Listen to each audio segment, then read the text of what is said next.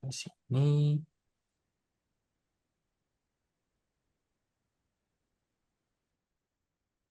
Ini. Bisa interview.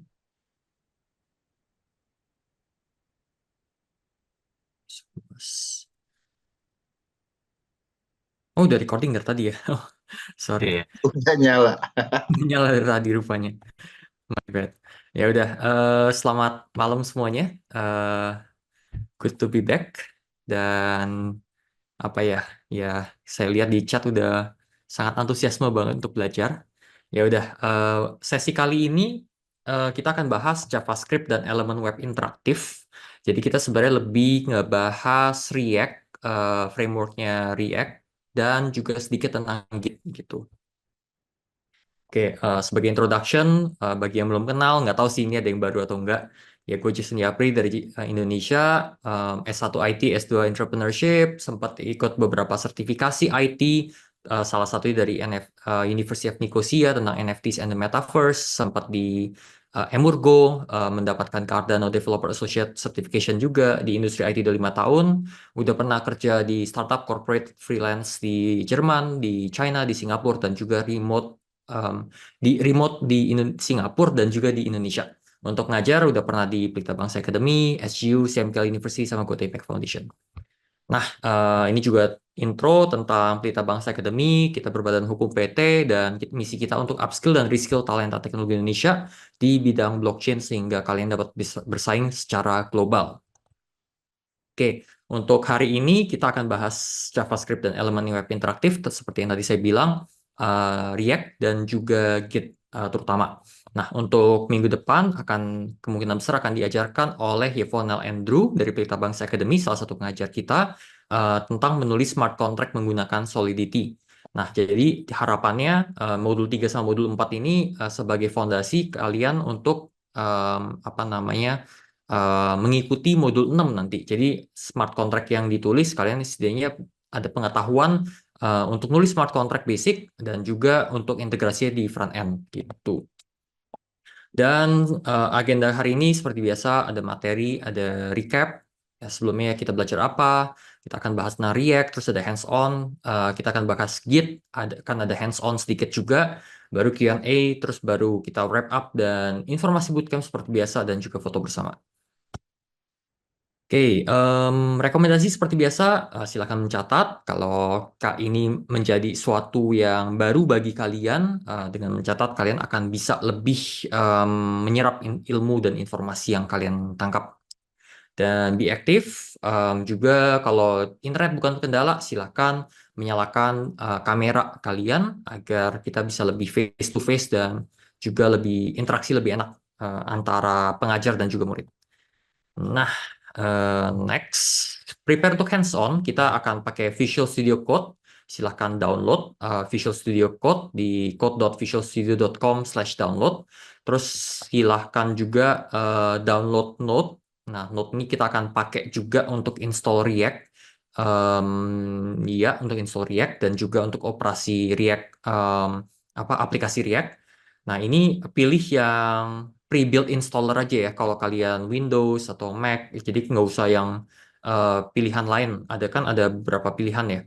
Pas kalau kalian mau download installernya. Nah, juga Git silahkan di-download kalau belum download sama sekali ke komputer kalian. Dan juga untuk Q&A, nanti silahkan masuk ke slido.com 135135 kodenya, dan kalian bakal bisa apa ya, masukinlah pertanyaan kalian di sini. Kalau di chat paling sesekali saya lihat, tapi sering kali itu jadinya terlalu banyak gitu. Jadi saya nggak bisa bahas semuanya satu persatu. Jadi lebih bagus kalau bisa pakai slido.com. Nah, mungkin pertama nih saya pengen tahu dulu nih, introduction sedikit, profesi kalian apa sih? Apakah masih mahasiswa atau murid SMA, murid SMP atau gimana? Atau mungkin udah software developer atau project manager atau CEO atau CTO gitu. Nah, ini satu kata aja. Jadi dimasukin ke sini jadi saya tahu. Kurang lebih kebanyakan itu em, apa nih? Wah, ini udah 3 orang mahasiswa semua nih. Ya udah, kalau gitu saya tunggu dulu. Guru SMK produktif. junior software developer, ada yang software engineer, ada yang mobile developer, oke. Fresh graduate, oke. Jadi paling banyak mahasiswa, ini baru 12 orang. Ada yang bilang guru, ada yang siswa SMK, rekayasa perangkat lunak, oke. Front end engineer, ada yang murid SMA, ecosystem agent ya. Oke, ada yang bilang nganggur, mobile developer Flutter, tapi paling banyak sampai sekarang masih mahasiswa ya. Ya udah, nggak apa-apa. Next. Em, saya pengen tahu juga nih, seberapa mahir sih kalian di bidang React? React.js itu bagi yang nggak tahu ya, library framework ya, front end library, salah satu library front end library yang sering digunain, yang paling punya market share yang paling tinggi gitu. Oke, 40%. Apa itu React gitu? Terus ada yang ngerti basic doang, lumayan mahir, sama ada yang mahir banget. Oke, sip. Ada 20 orang yang jawab. Oke, next saya pengen tahu juga. Nah, ini seberapa mahir nih dalam Git? Seberapa mahir dalam Git? Oke, saya tunggu. Apa itu Git?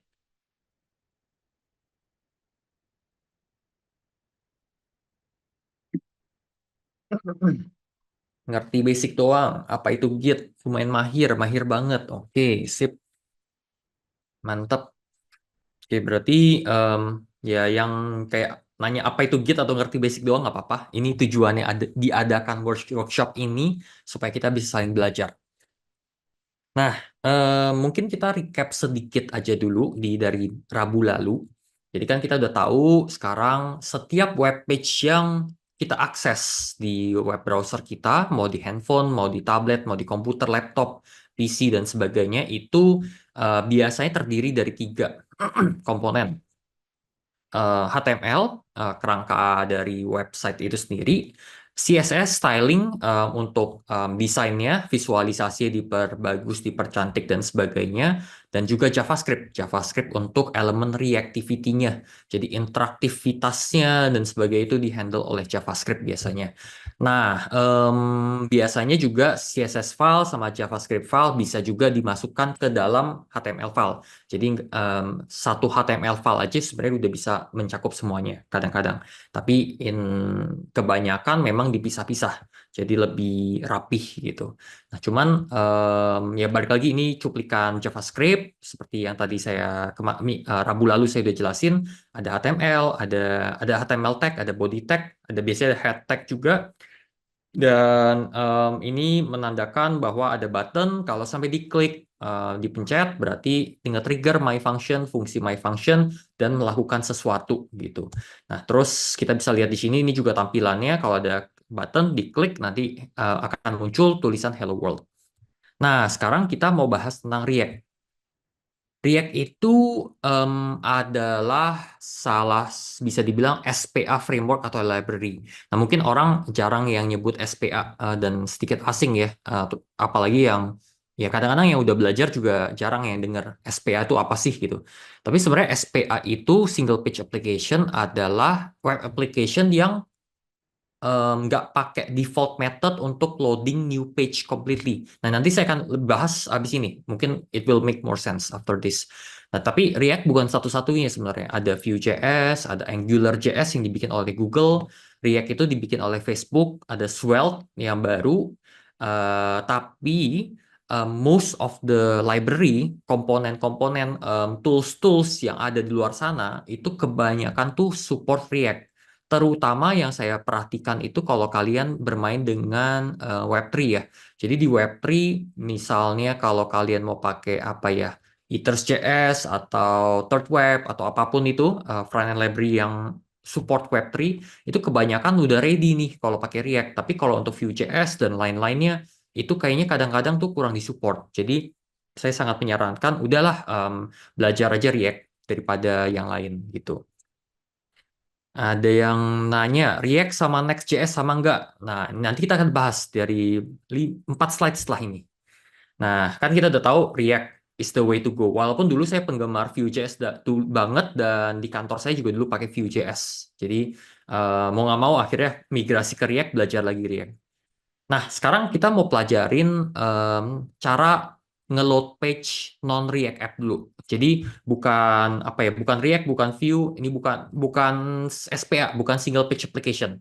Nah, pada saat kita tulis somewebAddress.com, kita klik gitu kan, pas kita akses di web browser kita, langsung dilakukan request ke server yang ditujukan.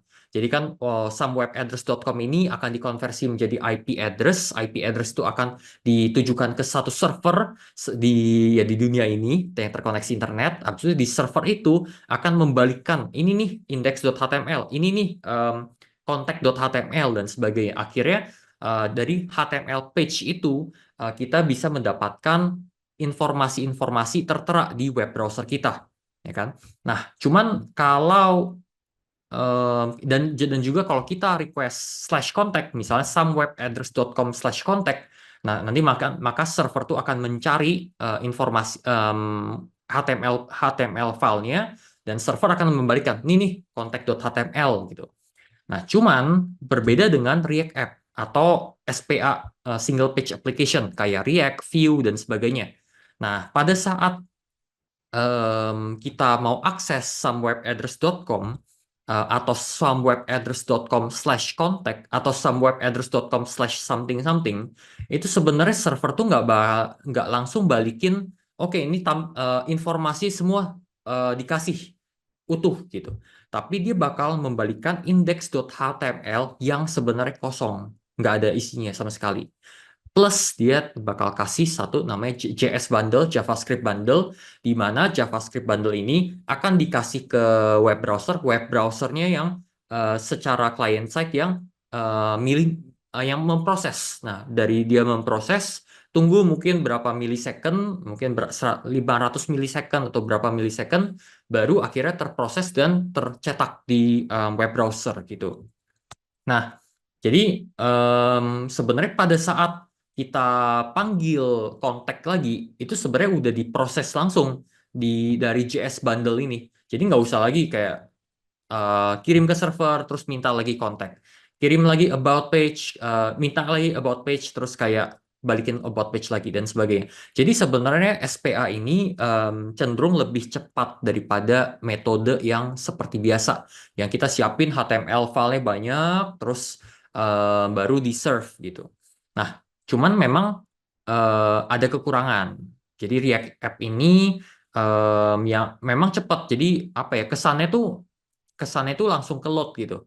Pada saat kita kita mau mengaksesnya dari homepage, habis itu buka kontak, buka about, itu langsung ke load. Cuman ada kekurangan. Nah, kekurangannya dari SPA itu pro-nya memang speed kan. Jadi cepat dia ngeloadnya. Seakan-akan tuh nggak nge-refresh, padahal sebenarnya diproses juga. Tapi kekurangannya adalah SEO. Nah, SEO ini kan sebenarnya di Google kita itu SEO itu biasanya search engine optimization kayak Google, kayak Yahoo dan sebagainya, walaupun yang lain dan ketinggalan jauh ya dari kompetisi SEO, kebanyakan kita pakai Google. Nah, kebanyakan itu SEO kan ada crawler namanya. Nah, crawler itu dia bakal nge-index, apa namanya, nge-akses lah web page yang ada di luar sana. Pada saat dia nge-akses, dia akan nge-hit masing-masing web page yang kita ada. Misalnya homepage-nya dia buka, terus dia nge-analisa informasi yang ada di homepage, dia nge-hit lagi ke kontak us, dia analisa lagi isi dari kontak us itu apa, dan juga seterusnya untuk untuk semua web page yang boleh di crawl. Tapi kekurangannya dari SPA ini, pada saat dia ngehit terus dia dapat HTML atau ya informasinya, kalau SPA dia bakal kasih blank. Jadi informasi yang crawler ini dapat atau robot dari SEO ini dapat itu kosong. Jadi gara-gara itu dia nggak bisa nge-crawl apa namanya, informasi apa sih yang sebenarnya disiapkan oleh web page yang kita udah bikin gitu di website kita. Nah, tapi em, ini memang sering dipakai di SPA, itu sering dipakai di biasanya admin dashboard. Jadi yang kita tahu tampilan depan tuh kayak misal Tokopedia, terus misalnya website bioskop, website apa tuh namanya? Ya kalau dulu ya ada 9gag, terus buka Google, buka news, detik.com dan sebagainya. Itu biasanya nggak pakai SPA. Tapi admin dashboard yang biasanya nggak diakses oleh orang luar, dan biasanya ya memang nggak usah diindeks sama SEO gara-gara nggak rata-rata nggak mau muncul di Google. Kan lucu kalau misalnya kita dapat oke admin dashboardnya detik.com gitu, orang ketik di Google terus orang punya akses ke situ, ke web page yang sebenarnya khusus buat admin gitu. Jadi SPA ini biasanya khusus dipakai untuk admin dashboard atau yang biasanya nggak dimuncul untuk SEO atau di search engine Google. Tapi ada alternatif. Jadi React itu atau Vue.js itu adalah SPA. Tapi ada extensionnya, which is Next.js atau Nuxt.js. Next.js itu basisnya React, Nuxt.js itu basisnya Vue.js. Nah, kelebihannya apa? Kelebihannya Next.js dan Nuxt.js itu support yang namanya SSR sama SSG. Jadi SSR adalah server side rendering, SSG itu static site generation.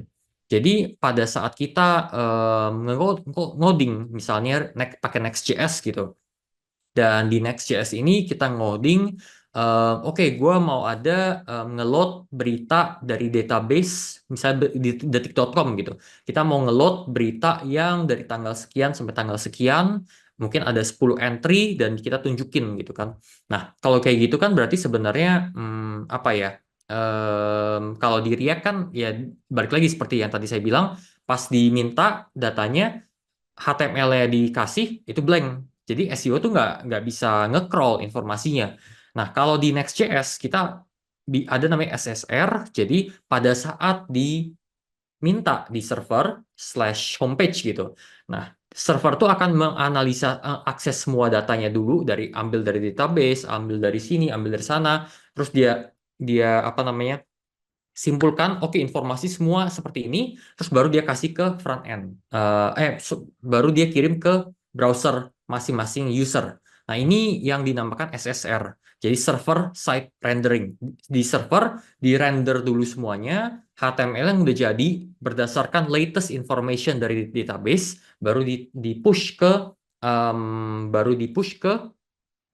browser customer user. Nah, ada lagi namanya SSG. SSG itu di mana misalnya kita ada artikel gitu. Kita bikin blog, website blog, kita pakai bikin artikel itu ada 100, daripada kita apa namanya nge-query satu persatu dan pakai SSG juga lumayan lemot gara-gara harus minta di fetch ke database lagi, which is ada tambahan nggak tahu berapa, 1 detik 2 detik atau gimana, atau 500 millisecond dan sebagainya. Jadi daripada kayak gitu kita udah tahu ada 100 artikel, langsung servernya itu pakai teknologi SSG. Setelah kita ngodingin di Next.js, kita langsung 100 artikel itu dibikin 100 HTML yang berbeda. Dan tiap kali browser itu minta artikel yang pertama dong gitu, dia langsung serve. Oke, ini artikel pertama. Artikel yang kelima dong, minta ke server langsung balikin artikel kelima. Jadi ini cenderung lebih bagus di SEO gara-gara lebih cepat dan juga lebih apa ya, efisien juga gitu SSG. Jadi perbedaannya React sama Next.js itu ada di SSR sama SSG ini. Tapi memang selain ini juga ada banyak ya keunggulannya. Jadi Next.js itu ada namanya Next.auth buat autentikasi dan lain sebagainya gitu.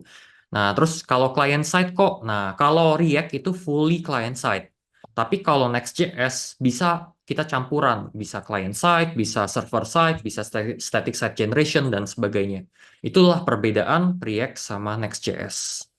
Nah, sekarang kita mau ngebahas dari folder structure. Nah, ada yang nanya ini, kalau fetch data itu bagusan pakai apa?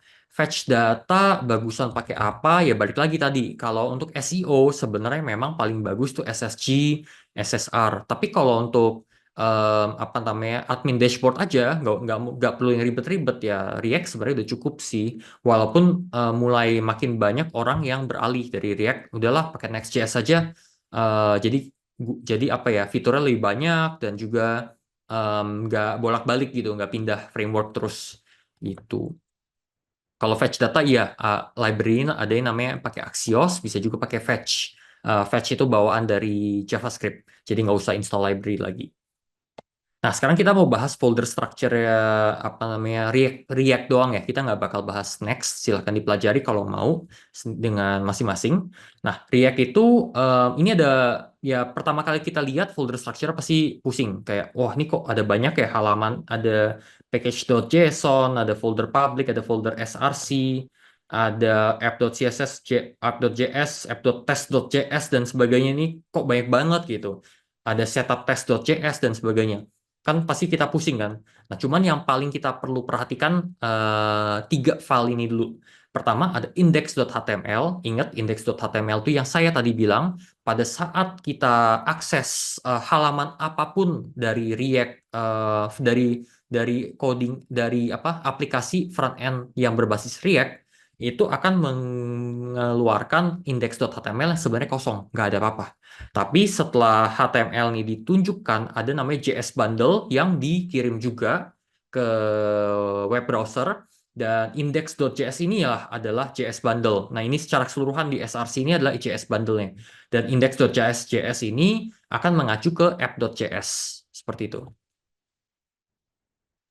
Oke, kok saya dengar kata komunitas katanya ban itu lebih ringan dan cepat dibandingkan Node.js. Benarkah kok? Iya, sebenarnya ban tuh lebih baru dan juga banyak yang bilang lebih cepat. Sebenarnya selain ban tuh ada banyak ya. Along apa ya, across the history of package management itu ada banyak. Ada ban, ada PNPM, ada saya sampai lupa ada apa lagi. Nah, cuman sebagai developer terutama mungkin kalau di sebagai kita yang apa ya kita yang sebagai programmer kan kita pasti mau yang paling efisien, paling baru, mungkin paling paling oke gitu. Tapi balik lagi pas kita kerja di perusahaan belum tentu mereka udah mengadopsi yang paling baru dan yang paling ya paling efisien. Gara-gara belum tentu mereka cross compatible dengan library-library yang sudah ada di luaran sana. Jadi pasti ada proses di mana migrasi dari apa namanya dari tools yang lama menjadi tools yang baru. Dan menurut saya sekarang udah mulai saya lihat, cuman balik lagi kita nggak bakal tahu 100% mana yang bakal booming ke depannya. Kayak misalnya kita lihat yang tadi saya bilang, framework ini aja dulu tuh yang paling unggul itu Angular dari Google. Lalu Vue itu keluar, lalu React itu keluar, dan sekarang React yang paling unggul gitu. Jadi kita nggak bakal tahu nih sebenarnya akan masuk kemana. Sampai sekarang sih menurut saya industri standarnya tuh kayaknya masih em, NPM ya. Eh apa namanya Node.js. Walaupun banyak yang bilang Node.js itu berat dan sebagainya gitu-gitu. Jadi kalau baru belajar ya silahkan belajar Node.js, nggak apa-apa. Kalau mau belajar ban in your extra time silahkan, nggak apa-apa. Gitu sih. Nah, bagi yang nggak tahu apa namanya Node.js itu apa sih? Node.js itu adalah aplikasi yang memungkinkan kita untuk run JavaScript di server side. Jadi kan sebenarnya ada dua ya, client side, server side. Client side itu biasanya di web browser, server side itu biasanya di server. Kalau misalnya kita running aplikasi front end di server, misalnya server apa ya, server cloud atau server komputer kita, ya itu berarti komputer kita jadi servernya. Dan kita running front end application itu pakai JavaScript, dan pada saat diminta oleh klien, em, tolong dong kasih halaman homepage gitu ke server kita, entah itu di laptop, entah itu di Google Cloud platform, entah itu di AWS, entah itu di DigitalOcean dan sebagainya. Nah, berarti itu komputer itu yang dinamakan server side yang ngerunning aplikasi front end, dan itu akan diproses menggunakan eh, Node.js tadi. Node.js adalah kerangka fondasi dari server untuk front end, dan juga untuk back end juga bisa untuk pakai Express dan sebagainya. Nah, sekarang ada lagi selain Node.js, ada namanya NPM. Nah, NPM itu adalah bisa dibilang ya bagian dari Node.js ya. Cuman jadi pas kalian install Node.js dari website dengan pre-built installernya sebenarnya NPM udah termasuk. Nah, NPM ini adalah nama yang kita namakan Node Package Manager. Package Manager itu apa? Jadi pada saat kita bikin suatu aplikasi, kan awalnya kita mikirin cuma ada HTML, ada CSS, ada JavaScript, tok udah gitu doang. Tapi di zaman sekarang itu it's not as simple as that. Ada banyak banget aplikasi, bukan aplikasi, library-library yang sebenarnya kita ambil dari sana sini. Orang lain udah pernah bikin ini, daripada kita bikin dari scratch semuanya, kita ambil aja. Orang lain udah pernah bikin apa lagi, kita daripada kita bikin dari scratch lagi, kita ambil lagi gitu. Nah, sebagai contoh ada namanya Moment.js. Nah, Moment.js itu manipulasi tanggal, timestamp, dari tanggal itu tambah 30 hari itu jadi bulan berapa, tanggal berapa, tahun berapa dan sebagainya. Ini sering banget dipakai dan NPM ini memudahkan kita untuk seperti puzzle. Jadi pas kita mau mendatangkan package Moment.js, kita mau mendatangkan package A, package B, package C, itu tinggal di-specify di file namanya package.json gitu. Nah, nanti kita bisa lihat sih sebenarnya, tapi mungkin coba saya lihat lagi di sini ada atau enggak. Oke. Ini saya akan share nanti GitHub linknya. Cuman intinya tuh yang tadi saya bilang, kita langsung buka aja. Di public itu ada index.html nih yang saya bilang tadi. Nah, index.html kalau kita lihat di kerangkanya, which is yang kelihatan tuh cuma body ya. Ini nggak tahu terlalu kecil nggak ya. Nah, jadi kalau kita lihat di kerangkanya, which is di body, ini nggak ada apa-apa. Ini cuma ada div doang, root, gini doang. Tapi semua yang diproses oleh JS Bundle dan akhirnya ditampilkan di web browser akan dimasukkan di div ini, di dalam tag ini, di dalam root. Dan isinya apa? Isinya ada di index.js yang sebenarnya akan meload app.js yang ada di sini. Jadi ini ada apa namanya, ada root, habis itu di root tuh ada ya intinya dia suruh ngerender dia suruh ngerender ke root yang ada di sini, renderlah renderlah app gitu. Kurang lebih simpelnya seperti itu. Nah, app ini apa? App ini tinggal ctrl klik ya, app ini adalah app.js yang mana nanti kita akan bahas satu persatu gitu. Nah, lalu balik lagi, saya mau kasih tahu tentang package.json. Nah, ini juga pas pertama kali kita baca tuh pusing ya. Ini maksudnya apa sih kok ribet banget gitu. Cuman yang paling penting tuh ada di yang saya bilang tadi, dependencies. Jadi dependencies ini adalah sebenarnya library-library yang kita pakai.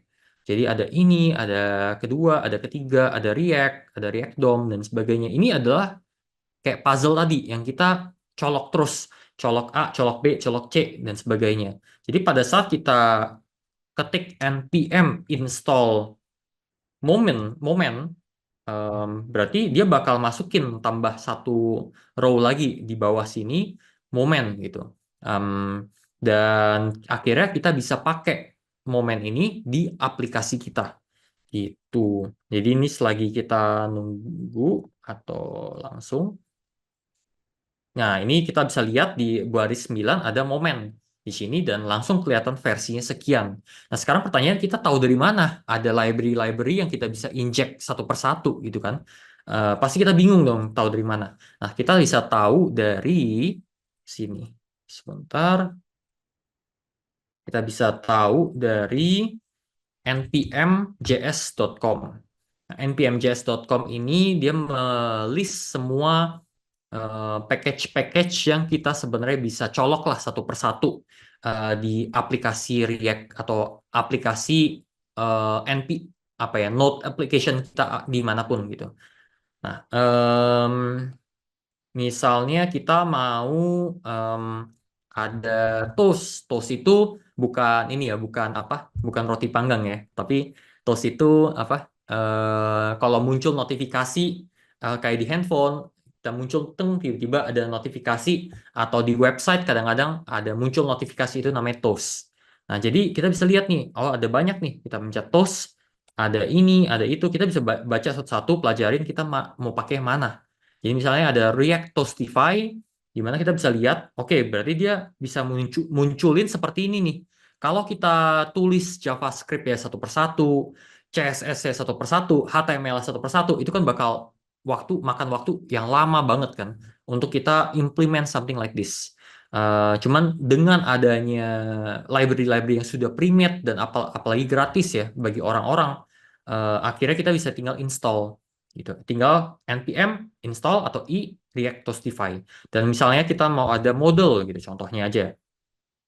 Misalnya model, saya nggak tahu mana yang apa ya, mana yang bagus. Nah, ini dia kasih contoh lah. Ini ada model penggunaannya seperti apa dan lain sebagainya. Ya, hope you got the point. Oke, mungkin saya baca chat dulu. Saya apa ini? Saya lagi belajar pakai ethers dari Next.js.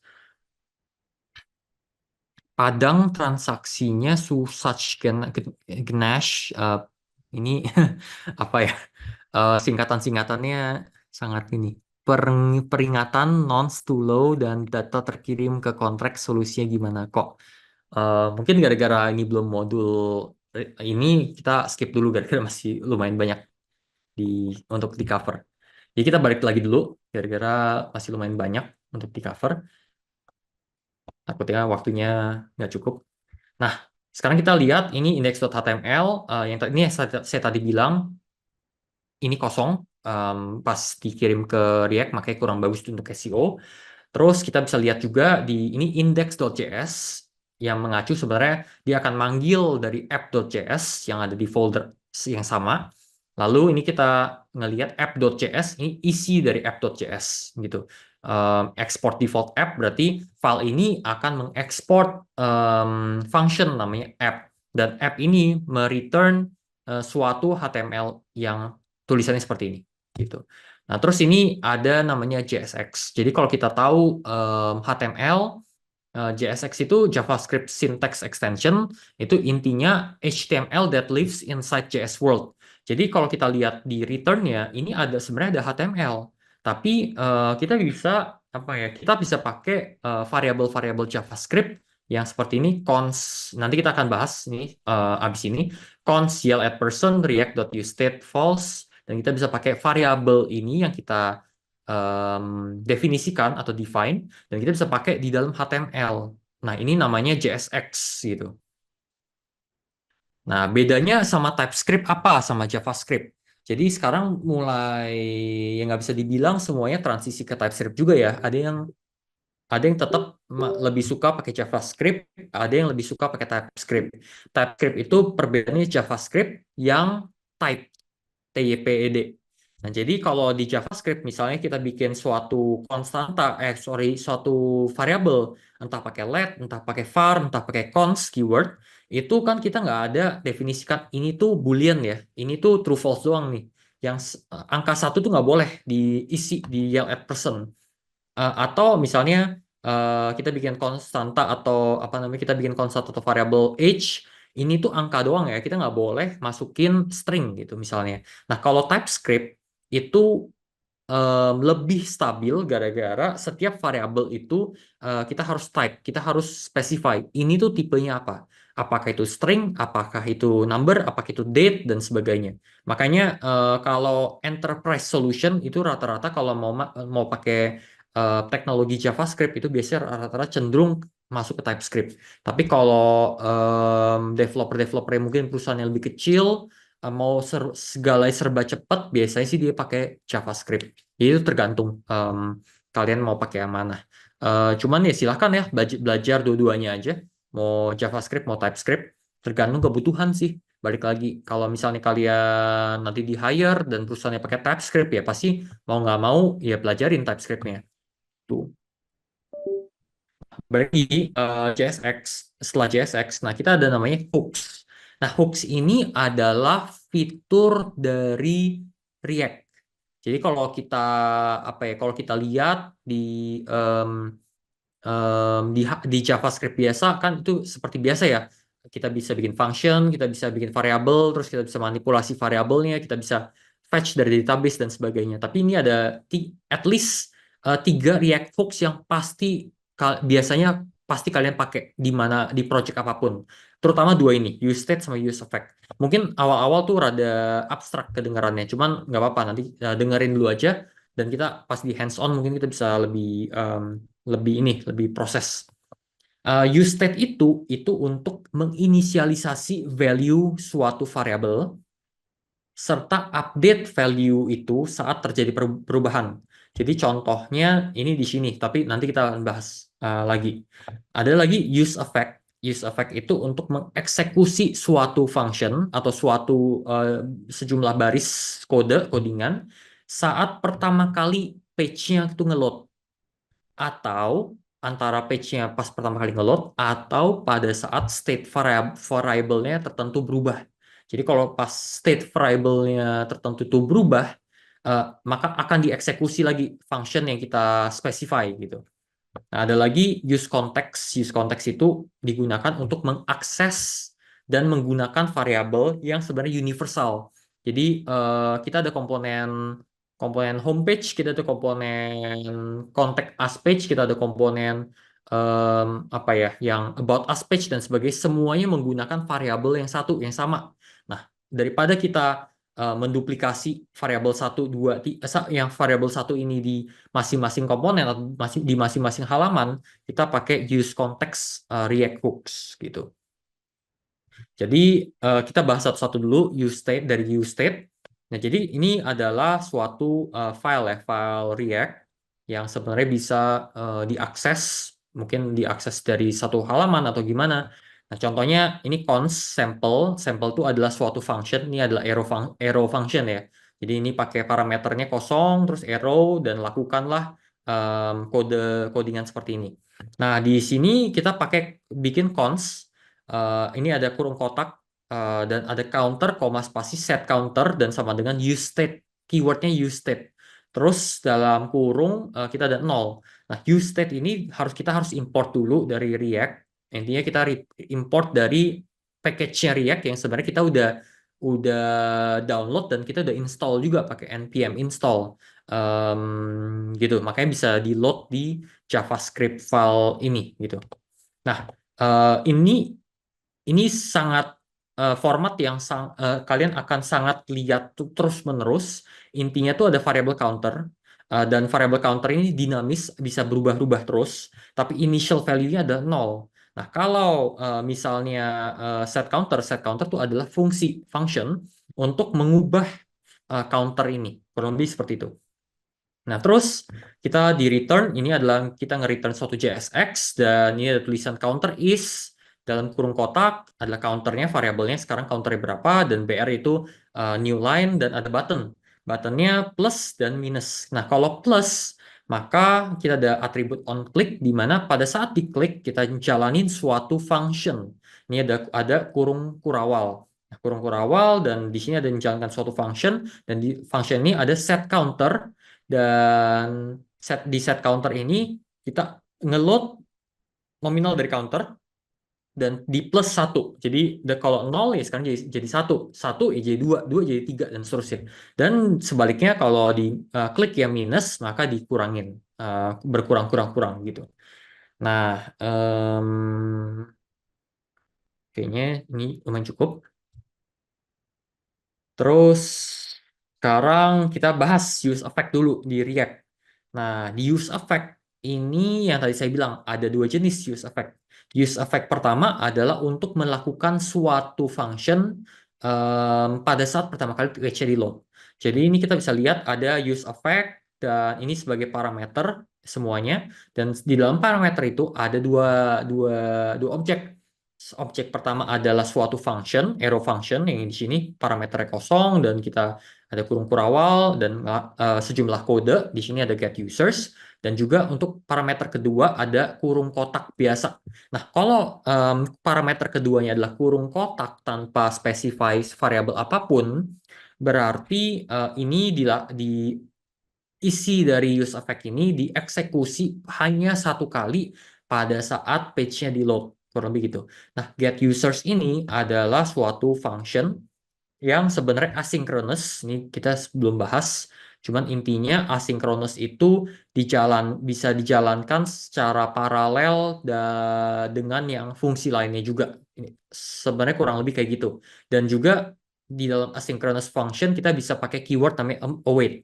Nah, em, ini saya kasih tahu dulu buat apa. Jadi di sini kita bikin konstanta users yang sebenarnya kita ambil dari suatu link atau web page atau backend API yang sebenarnya responsnya itu dibalikan dan dimasukkan ke users. Nah, setelah kita terima dari backend API ini kita terima masuk ke dalam users, akhirnya baru kita bilang set users.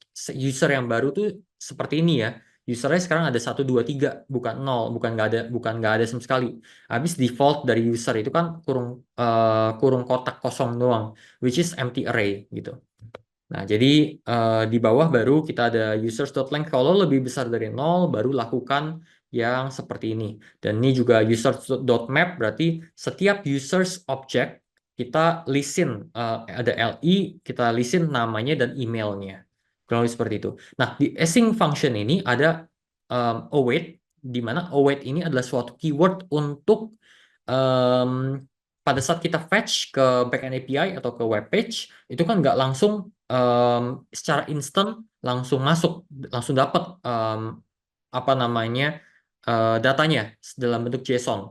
Nah, jadi kita harus tunggu sekian lama, makanya kita harus pakai await keyword. Kalau kita pakai await keyword, kita harus specify functionnya menggunakan async function. Kurang lebih seperti itu.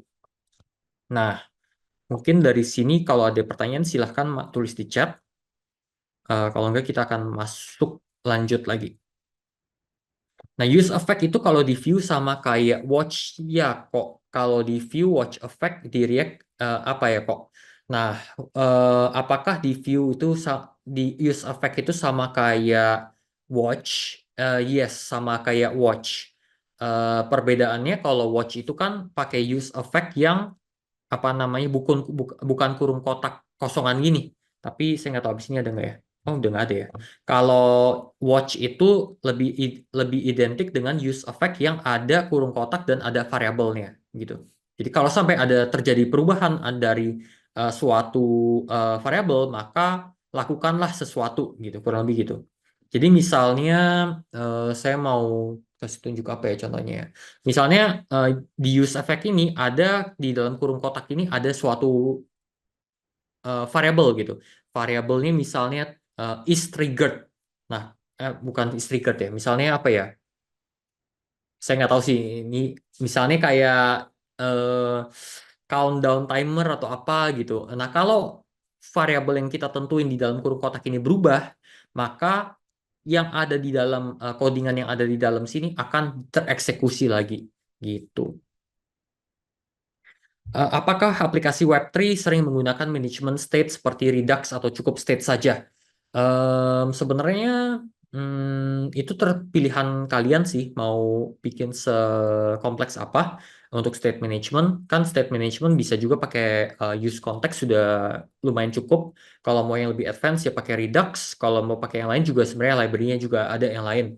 Jadi itu nggak bisa dibilang aplikasi Web3 lebih sering menggunakan yang mana sih. Tergantung lebih style programmer masing-masing. Web3.js sama Ethers.js itu bagusan mana buat developer smart contract Ethereum? Jadi awalnya itu memang Web3.js yang dibikin Ethereum Foundation kalau saya nggak salah. Awal-awal cuma ada Web3.js, lalu Ethers.js akhirnya baru di-develop. Setelah Ethers.js di-develop dan sekarang itu ada banyak banget ya. Ada VM, ada WalkMe, ada Third Web, ada Alchemy SDK yang based on Ethers.js dan sebagainya. Tapi yang saya lihat yang masih sekarang sampai jadi industri standard di industri itu adalah Ethers.js. Walaupun balik lagi namanya teknologi kan makin apa ya makin kesini makin banyak inovasi lah gitu. Nah, banyak yang menyarankan, wah pakai WalkMe aja, WalkMe lebih high level, lebih simple gitu. Dan ada juga yang nyaranin lagi, udah pakai Third Web aja, Third Web tuh lebih simple lagi, lebih high level lagi, dan toolsnya banyak. dan lebih gampang juga dipakainya gitu. Jadi balik lagi tergantung kebutuhan, kalian mau pakai yang mana, ya sebenarnya bebas sih. Tapi masing-masing tuh ada pros and cons ya. Saya nggak tahu kalau kayak Alchemy SDK sama Dark Web itu ada pricingnya nggak, kalau sampai udah melebihi some parameter, apakah 10.000 users yang connect atau gimana, apakah nanti ada cas atau gimana, kita nggak tahu gitu. Cuman kalau mau belajarin dan kalau mau bisa employable, ya silahkan belajar Ethers.js dulu. Habis belajar Ethers.js baru kita baru belajar yang lain lagi. Apakah useState dan useEffect bisa dipakai di server side kok, pada saat fetch data? UseState dan useEffect. Setahu saya kalau server side itu ada namanya get server side prop ya. Itu rada beda lagi. Gara-gara itu kan pakai fiturnya SSR, server side rendering gitu. Apalagi untuk non IT, better belajar dulu Web 2, kayak JavaScript, HTML, DLL, atau bisa langsung ke Web 3 kok. Nah, sebenarnya nggak ada patokan harus langsung belajar Web 3 atau Web 2, tergantung kebutuhan dan tergantung tujuan kalian mau ngapain. Misalnya kalian mau untuk dapat freelance job gitu. Nah, freelance job ini kalian udah ada nih, teman kalian tuh nawarin terus freelance jobnya untuk bikin smart contract. Nah, berarti ya udah belajarin aja langsung Web3, khususnya smart contract-nya gitu. Nah, kalau misalnya em, kalian mau end to end dari awal sampai akhir, ya belajar dua-duanya barengan aja, nggak apa-apa. Em, Toh dari di bootcamp kita juga ada yang dari medical student ya, bukan medical student, bahkan udah kerja di marketplace, udah kerja sebagai industri medical, dan dia em, benar-benar apa ya, belajarin smart contract dan juga front end. Dan bisa-bisa aja sebenarnya, akhirnya bisa dia bikin aplikasi blockchain dan jalan, dan bisa submit ke hackathon walaupun ya belum menang ya. Dia salah satu yang ya belum beruntung lah gitu. Ntar saya minum dulu.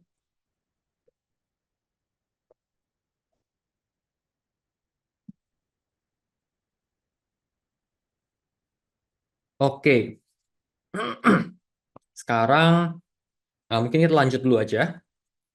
Nah, sekarang CSS framework, walaupun kita nggak bakal bahas ya di CSS framework ini di materi yang singkat ini, tapi sebenarnya ada banyak CSS framework. Ada Bootstrap yang dulu paling terkenal, ini dibikin oleh Twitter pertama kali kalau nggak salah, dan sekarang udah di-maintain oleh banyak banget orang. Tapi sebenarnya sekarang mulai digantikan oleh Tailwind CSS. Jadi masing-masing ada pros and cons. Bootstrap itu lebih apa ya, rigid, lebih kaku dari pengimplementasiannya, sedangkan Tailwind CSS lebih rumit, high learning curve, tapi lebih fleksibel, dan banyak yang lumayan suka pakai Tailwind CSS walaupun pelajarinnya ya awal-awal lumayan rumit gitu. Nah, cuman setelah Tailwind CSS juga ada yang bikin MUI. MUI ini adalah eh, sua- Ups.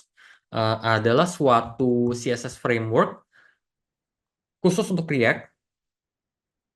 Jadi dia khusus untuk React, dan dia udah menyediakan komponen-komponen ya mirip seperti Bootstrap gitu sih sebenarnya.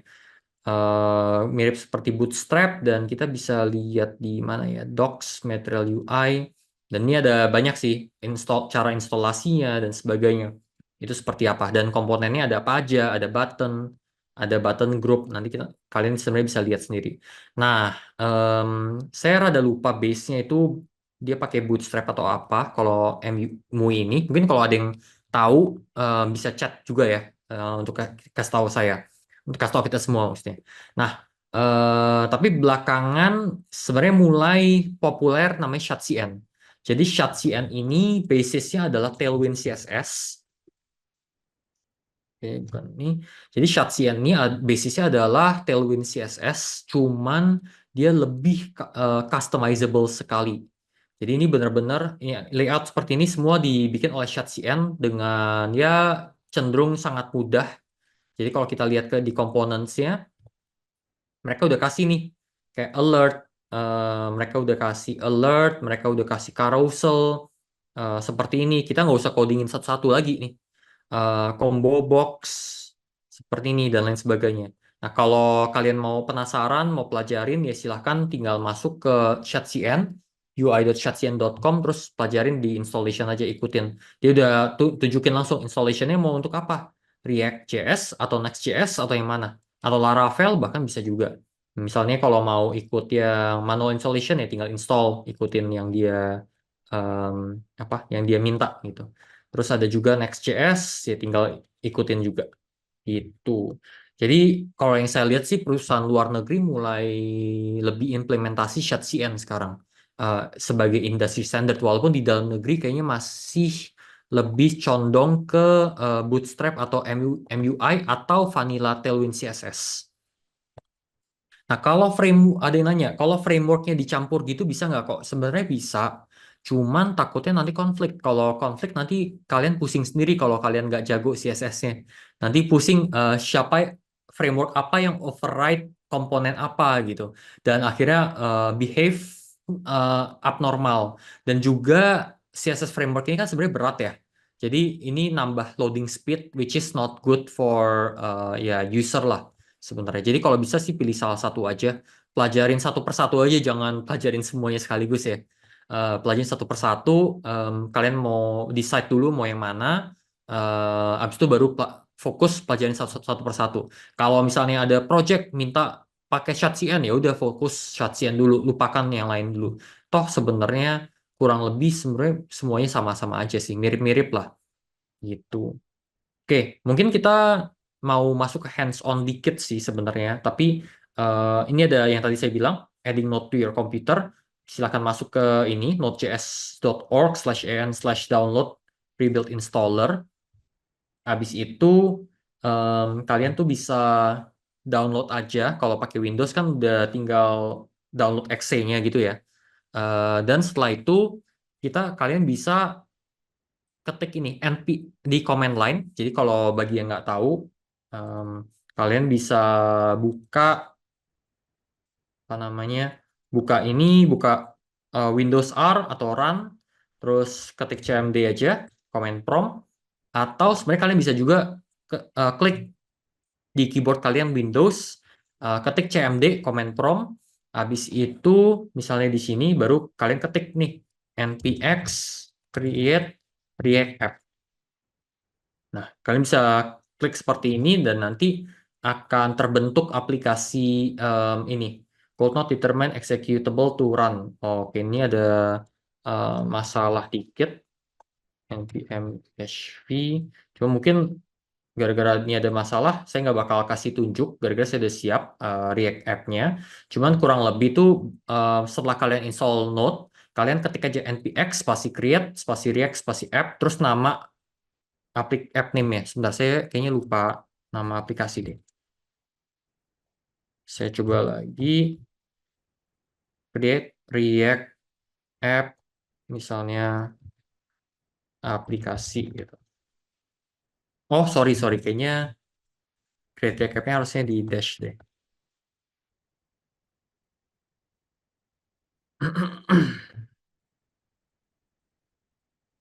Sebentar. Jadi create React app ini ya aplikasi untuk dia download package-package yang dibutuhkan saat kita membuatkan suatu aplikasi React gitu. Jadi nanti hasilnya adalah suatu folder yang sudah siap kita pakai untuk kita develop. Ini lumayan lama, kita tunggu aja. Jadi selagi kita tunggu, ini nanti seperti ini ya. Aduh, ya kurang lebih gitu. Nah, kalian bisa download di GitHub saya aja. Nah, jadi di GitHub saya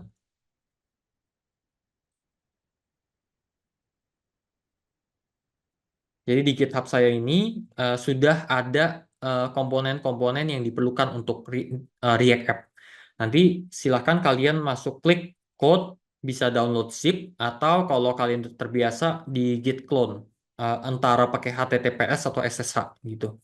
Nah kalau nggak terbiasa pakai download zip aja, diekstrak. Setelah diekstrak, nanti akan masuk seperti, ntar saya buka dulu. Oke, di mana di React? Nah, di sini ada di sini. Jadi kalian akan dapat satu file seperti ini dan di sini tinggal di open folder. Jadi tinggal copy path-nya. Setelah di copy path-nya, masuk ke Visual Studio Code, diklik file, open folder. Setelah itu open folder, kalian paste di dalam sini. Lihat di browser, setelah paste di select folder. Nanti akan kebuka seperti ini. Nah, setelah kebuka seperti ini, kalian harus buka terminal yang di bawah sini. Jadi cara bukanya adalah masuk ke Windows, bukan di toolbar, terminal, new terminal. Nah, pasti ada new terminal seperti ini. Jangan lupa npm i atau npm install sama aja. Ini dua-duanya sama aja.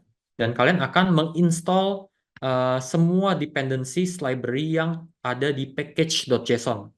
Jadi ada Moment, ada React, ada React DOM, ada React Scripts dan sebagainya yang dibutuhkan. Itu akan terinstall, lalu dimasukkan ke dalam Node module seperti ini. Jadi ini adalah library-library yang sebenarnya saling dibutuhkan satu sama lain agar React App ini bisa bisa berjalan. Nah, yang perlu diperhatikan di package.json ini ada namanya scripts. Nah, scripts ini adalah shortcut. Jadi kita bisa ketik npm run spasi something. Nah, somethingnya apa? Somethingnya npm run start, npm run build, npm run test, npm run eject. Yang paling sering ya npm run start. Jadi kalau kita jalankan npm run start, lalu kita tunggu sebentar.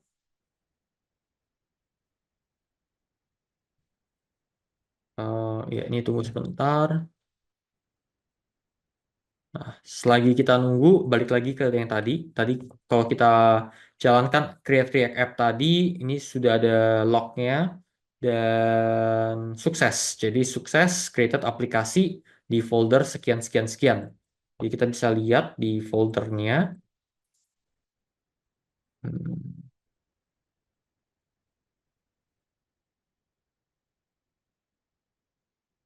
Jadi foldernya seperti ini ya, kurang lebih seperti ini. Nah, em, tadi udah sampai mana? Ini create npm run start. Ini kayaknya rada lama, nggak tahu kenapa. Kita tunggu lagi aja. Selagi kita nunggu, kita balik ke slides dulu. Kita balik ke slides. Oke, sip. Oh, ini udah hands on sih. Next, kita ada Git, tapi saya nggak terlalu tahu bisa sempat atau enggak. Ini masih nunggu, starting. Oke, nah kita langsung ke terbuka ini ya, localhost 3000. Kita masih tunggu. Yang seperti tadi saya bilang, pertama kali langsung dikasih index.html, kosongan, habis itu dia dikasih JS bundle dan dia lagi ngeload nih. JS bundle-nya dia lagi ngeload supaya bisa tampilin sesuatu gitu. Izin rekam ya silahkan. Semangat, thank you, thank you. Nah, selagi kita tunggu, ini kita tunggu dulu, butuh waktu. Mungkin em, untuk save time kita langsung lanjut ke Git dulu ya kalau gitu. Selagi kita nunggu. Semoga nggak apa-apa nih switching back and forth. Oke, Git itu apa sih? Jadi tadi kan kita udah bahas React ya, React which is a front end library atau framework. Ada yang bilang library, ada yang bilang framework. Tapi Git itu adalah suatu teknologi lain. Em, Git itu adalah suatu library lain yang dimana kita pakai untuk version control. Nah, jadi zaman dulu pada saat ada satu programmer bikin aplikasi kan enak di satu komputer doang. Tapi kalau ada dua atau tiga programmer yang kok berkolaborasi satu sama lain dan dia satu bikin fitur A, satu lagi bikin fitur C, satu lagi bikin fitur C, satu lagi bikin fitur D gitu. Dan pas saat mereka mau kombinasi fitur A, B, C yang masing-masing orang kerjain, itu bakal kacau balau. Gara-gara biasanya dia harus copy paste filenya. Belum lagi kalau dia memodifikasi file yang sama, dia edit, edit line 10 sampai line 13. Dan masing-masing orang yang nge-combine semua ini dia harus ngecek satu persatu, which is tiresome dan bisa terjadi konflik dan memunculkan suatu error yang lebih lagi gitu. Cuma di Git ini memudahkan gara-gara Git itu adalah suatu teknologi untuk sebagai version control system. Jadi ya ini kita bisa berkolaborasi dengan orang yang nggak harus kita ketemu di dunia nyata, tapi bisa aja di remote di luar negeri dan luar kota gitu. Gitu ya, bisa berkolaborasi untuk mengerjakan satu aplikasi yang sama, mungkin berbeda fitur. Nah, ini juga ada simpen history dari code kita, jadi kita bisa undo juga kalau sampai ada error atau ada bug gitu. Dan ini contohnya commit. Jadi di Git commit itu adalah setiap perubahan yang kita lakukan. Misalnya kita menambahkan apa nih, show those error stating a move is not valid only when no valid move made, error is emitted. Contohnya gitu. Nah, saya udah ngerjain sampai beberapa ya nggak tahu suatu fitur sub feature. Akhirnya kita bikin commit. Oke, ini udah lumayan stabil. Saya bikin commit. Terus saya lanjutkan lagi fitur berikutnya gitu. Saya lanjutkan fitur berikutnya sampai akhirnya kita push. Nah, untuk kalau kita working with Git, biasanya kita harus initialize Git repository pakai Git init. Jadi pas kita bikin Git init, saya langsung tunjukin aja. Jadi contohnya Git test, misalnya gini aja. Gitu saya nggak jelasin ya. Jadi mkdir tuh make directory atau bikin satu folder namanya git test. Habis itu cd itu change directory atau masuk ke folder git test di terminal.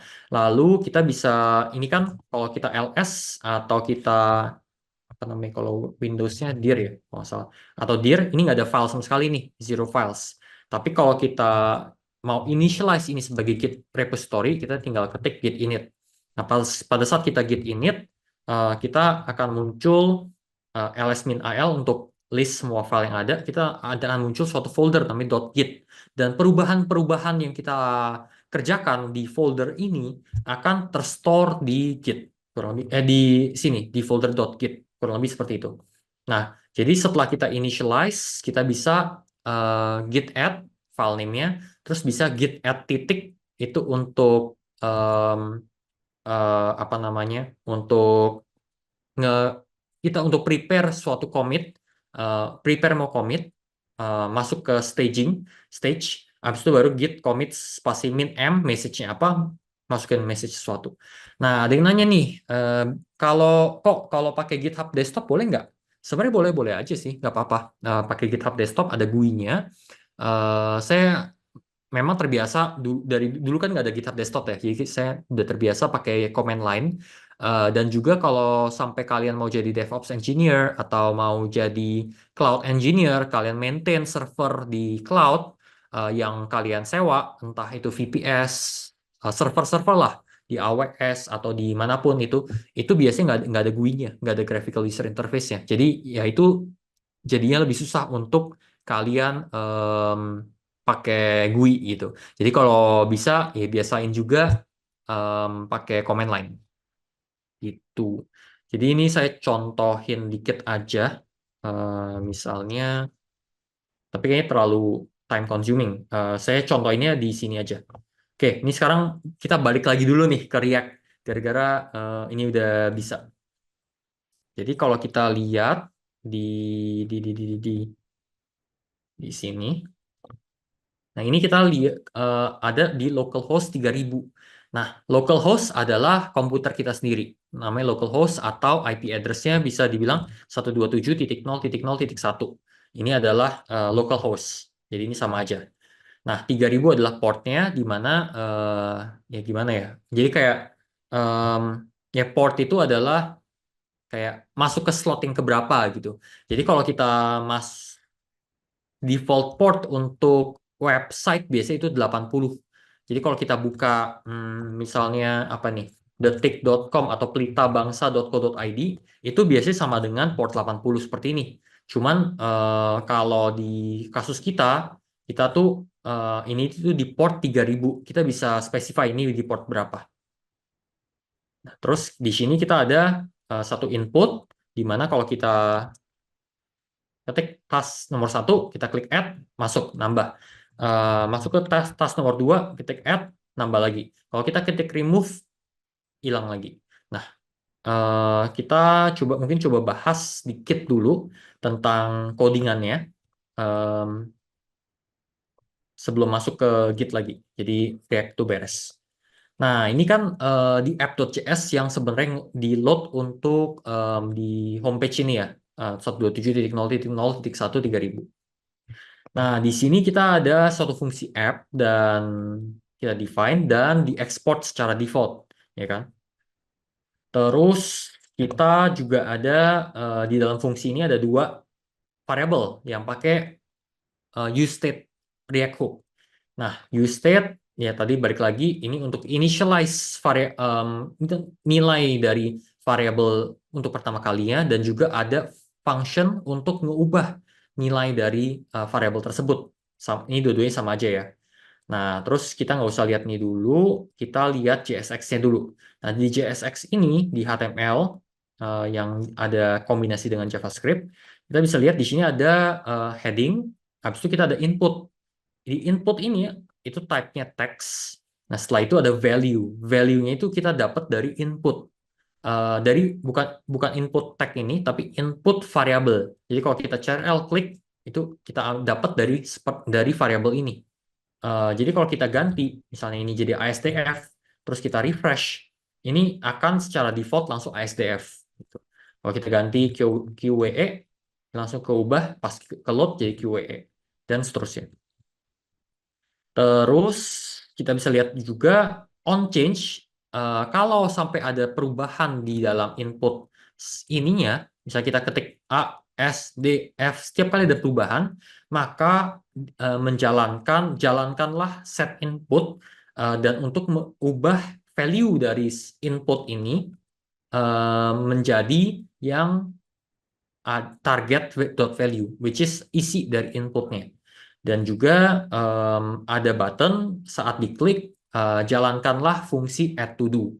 Nah, terus di bawahnya kita bisa lihat lagi ada UL, which is unordered list, yang mana di sini di apa ya, di mapping to-dos-nya, jadi to-dos.map, kita jabarin satu persatu objek dari to-dos variable, dan saat kita jabarkan, kita tampilkan LI, which is list, dengan key index, dan juga isinya itu adalah to do. To do itu ya stringnya.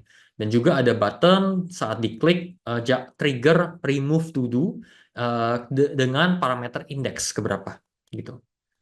Oke, sampai di sini mungkin ada yang pusing atau terlalu cepat atau bahkan terlalu lambat, mungkin bisa chat di komentar dulu, di message, di chat. Jadi saya mau tahu nih, kayak terlalu cepet atau pas atau ini. Ada yang bilang cepetan, oke. Ada yang bilang cepetan ya. Kalau ada pertanyaan silahkan ya. Kalau ada pertanyaan silahkan ditanyakan. Kayak bingung di mananya. Ada yang bilang udah mulai pusing. Oke. Ya memang eh, pertama kali itu rada rumit sih untuk mencerna. Dan saya nggak expect kalian untuk ikut sesi 1,5 jam, mungkin lewat-lewat dikit 2 jam itu bisa ngerti langsung mencerna.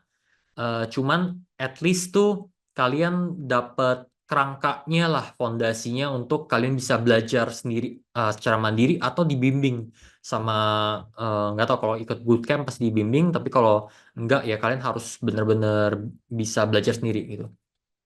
Lumayan rumit dicerna bagi pemula ya memang sih. Pastilah kalau untuk pemula pasti pusing. Ada yang bilang ngebul, agak bingung dikit yang bagian input. Oke. Apa masih bisa daftar bootcamp di harga kemarin ya? Sorry untuk bootcamp sebenarnya kita udah tutup gara-gara kita udah mencapai kuota. Kita limit memang 20 orang doang. Tapi kalau sampai memang masih berminat, silahkan registrasi aja. Registration di Google Form-nya dari website itu selalu di open. Jadi kita tahu siapa nih yang tertarik gitu.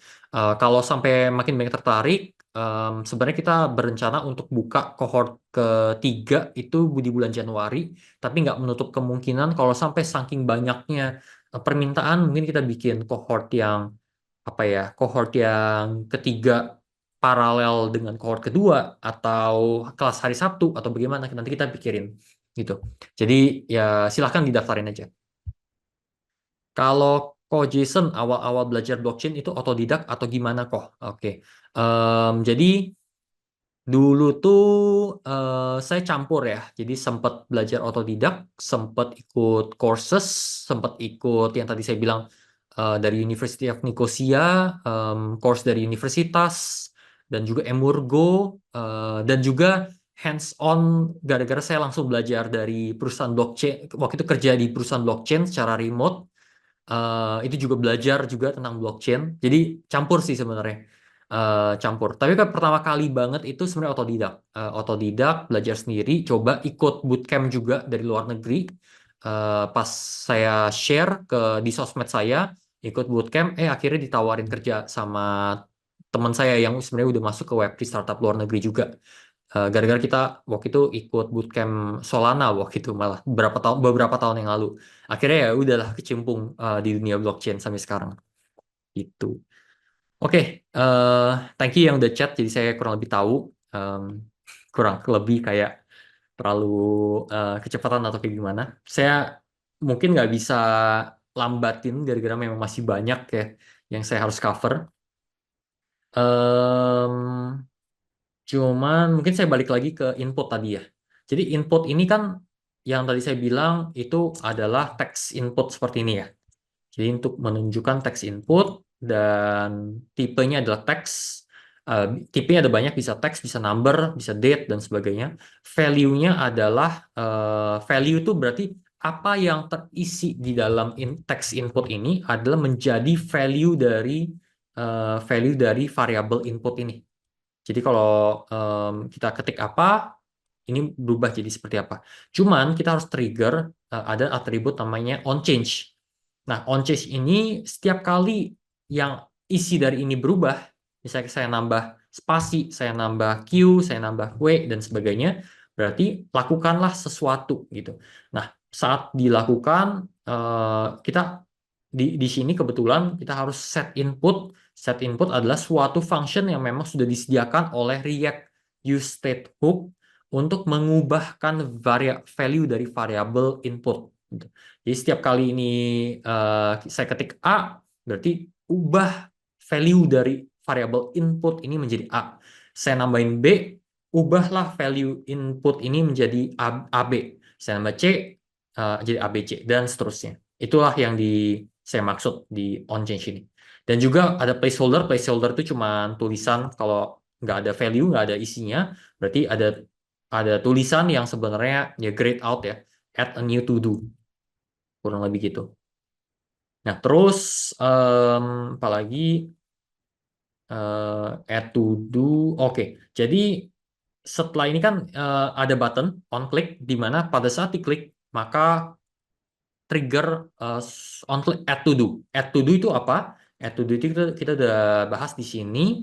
Kita udah define di sini adalah satu konstanta yang sebenarnya arrow function, di mana dia parameternya kosong, dan ini arrow, dan ini adalah body dari function tersebut. Nah, di body function tersebut, di sini ada simple if else statement. Jadi kalau isi dari input itu adalah truthy, jadi kalau input itu ada isi kurang lebih, maka lakukan yang ada di isi ini. Tapi kalau isinya kosong, nggak usah lakukan apa-apa gitu. Nah, jadi trim ini apa? Trim ini adalah dia mau apa ya, spasi-spasi yang ada di, misalnya kita tulis di sini A B C spasi spasi spasi, ini akan menjadi A B C doang. Ini yang dilakukan oleh trim untuk menghilangkan spasi-spasi yang ada di sini gitu. Nah, terus kalau sampai ini ada isi, maka kita akan set to do-nya menjadi suatu array yang consist of, ini pakai spread operator. Jadi misalnya to do sekarang tuh ada dua gitu, ada dua objek, ada dua item. Nah, item pertama, item kedua dijabarin di array itu, terus tambah item ketiga which is value dari input.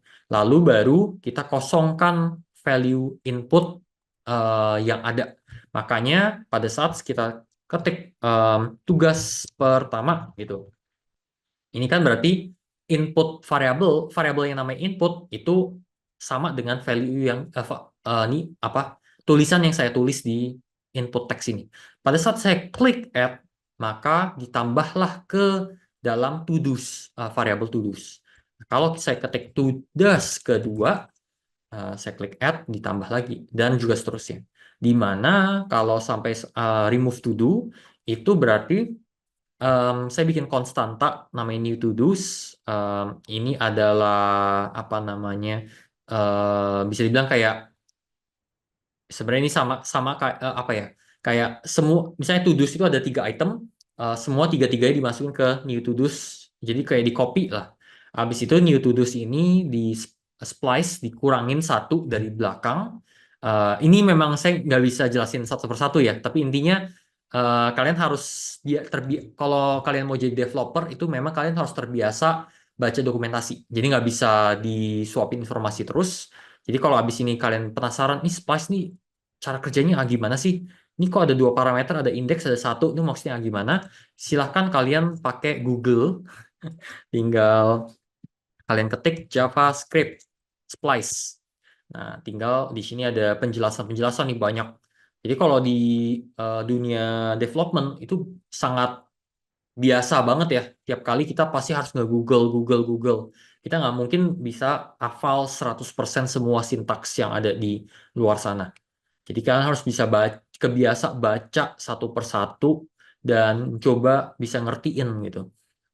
Dan zaman sekarang tuh udah lebih enak gara-gara udah ada ChatGPT dan lain sebagainya. Ini kok saya mulai nge-lag. Jadi kalian bisa nanya ChatGPT gitu-gitu juga sebenarnya. Oke. Nah, misalnya, explain what is the use. Itu nge-lag lagi. Kayaknya saya gara-gara saya buka W3 Schools. Sebentar.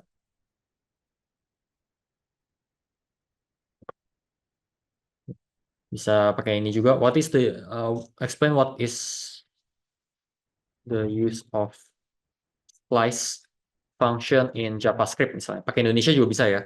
Jadi kalian harus udah kebiasa untuk cari tahu sendiri. Kalau zaman dulu ya harus baca dokumentasi satu-satu, tapi sampai sekarang lebih enak. Walaupun belum tentu 100% biasanya benar. Ya, dia bisa jelasin semua ini Java function di JavaScript untuk add, remove atau replace elemen, dan ini ada ada start, ada delete count, ada item 1, item 2 dan seterusnya, dan dikasih contohnya juga dan sebagainya. Oke, jadi kurang lebih intinya ini delete delete item ke indeks sekian sebanyak satu item gitu. Jadi kalau misalnya kita eh, ups. Jadi kalau kalau misalnya kita ada item tugas pertama, ini indeks ke 0, terus ada tugas kedua, indeks per indeks indeks yang satu, dan juga indeks yang 2 itu tugas ketiga. Nah, gara-gara array itu kalau di programming language pasti mulai dari 0. Misalnya kita tulis indeksnya itu adalah 1, berarti delete lah yang pertama, tapi delete-nya sebanyak satu item doang, ini doang. Tapi kalau kita tulis 2, berarti delete lah mulai dari sini, tapi delete lah 2 ini. Kurang lebih gitu. Semoga bisa dimengerti. Oke, ini udah jam 9. Walaupun saya mau menjelaskan dikit. Oke, mungkin yang Git tuh saya nggak terlalu bisa jelasin banyak gara-gara keterbatasan waktu, tapi saya mau langsung praktek aja. Jadi kurang lebih kalian dapat gambaran. Nah, buat kalian yang pengen belajar, saya saranin silahkan baca-baca lagi di slides-nya. Gara-gara ini saya tulis lumayan banyak informasi ya. Ada tulis lumayan banyak informasi. Tapi mungkin saya mau jelasin dikit doang. Ini git init kan udah jelas, git add nanti kita akan bahas. Dan ini ada tipe. Jadi Git repository itu ada dua, ada lokal dan remote. Nah, lokal itu adalah pada saat kita ngerjain di laptop kita masing-masing, ya ini Git lokal, ini code base lokal kita di laptop. Tapi kalau Git remote itu biasanya ada di GitHub atau Git yang lain gitu. Ada GitHub, ada Bitbucket, ada GitLab dan sebagainya. Jadi bukan di lokal kita, tapi kita bisa upload ke remote repository. Nah, yang remote repository biasanya di accessible oleh orang banyak. Jadi misalnya seperti ini adalah remote repository gara-gara file yang ada tertera di sini itu bukan di komputer saya, tapi melainkan di servernya GitHub gitu. Codingan, file-file dan sebagainya itu ada di remote repository. Dan juga Git client itu ada banyak. Yang paling terkenal tuh GitHub brandnya. Ini sekarang udah dibeli oleh Microsoft. Dan ini adalah website untuk kita bisa host codingan-codingan kita. Nggak melulu harus terbuka untuk umum. Ada juga repository, ini kan public repository bisa dibuka oleh siapa aja. Tapi saya juga ada private repository yang sebenarnya lebih ke private. Cuman saya doang, misalnya seperti ini, private. Terus ada lagi nggak yang private? Nah, misalnya ini private juga, yang lain-lain juga ada yang private. Misalnya apa lagi? Proof of will ini juga private, yang cuman saya doang atau beberapa orang yang saya tunjuk doang yang bisa akses gitu. Dan selain itu ada banyak alternatif, ada GitLab, ada Bitbucket dan lain sebagainya. Cuma paling terkenal memang pakai GitHub. Nah, saya lihat chat dulu, ada pertanyaan atau enggak? Em, Oke, ya nih Peter ada sampein sebenarnya kita buka batch 3 yang kurang lebih di bulan Januari atau kayaknya kayaknya kemungkinan besar di bulan Januari. Nggak menutup kemungkinan lebih cepat kalau sampai banyak peminatnya. Em, dan harganya itu biasanya naik-naik terus. Jadi kalau kalian bayar finalisasi sekarang, desain untuk ikut sekarang, ya silakan bayar dulu supaya bisa secure harga yang sekarang, bukan nanti. Oke, ada dari Martin. Coach Jason, kalau UI yang dipakai di section home-nya Block Dev ID itu pakai apa? Oke, to be honest saya nggak tahu ya, gara-gara bukan saya yang kerjain. Cuman coba kita lihat aja. UI yang dipakai di section home-nya Blocktif ID. Oke, kita lihat aja di ini kan websitenya Blocktif ID. Ada extension namanya Webalizer. Ini adalah Chrome extension yang kita bisa pakai untuk ngelihat teknologi apa aja sih yang dipakai di website ini. Dan kita bisa lihat di sini, rupanya dia pakai Bootstrap gitu. Jadi kita bisa lihat dia pakai teknologi apa. Ini rupanya pakai Bootstrap untuk coding sebagai CSS framework. Kita bisa buka lagi nih Tokopedia misalnya. Terus kita tunggu ngeload sebentar. Setelah udah ngeload, dia akan muncul nih di sini. Kita masuk ke Webalizer, kita bisa lihat, oke dia pakai React rupanya. Dia pakai React. Habis itu dia pakai apa lagi? Oh, yang lain nggak terlalu kelihatan ya. Kayak Emotion, dia pakai Core.js dan lain sebagainya. Ini ada Akamai dan sebagainya. Nah, terus kita bisa lihat lagi nih, kayak misalnya pelitabangsa.co.id, dia pakai apa?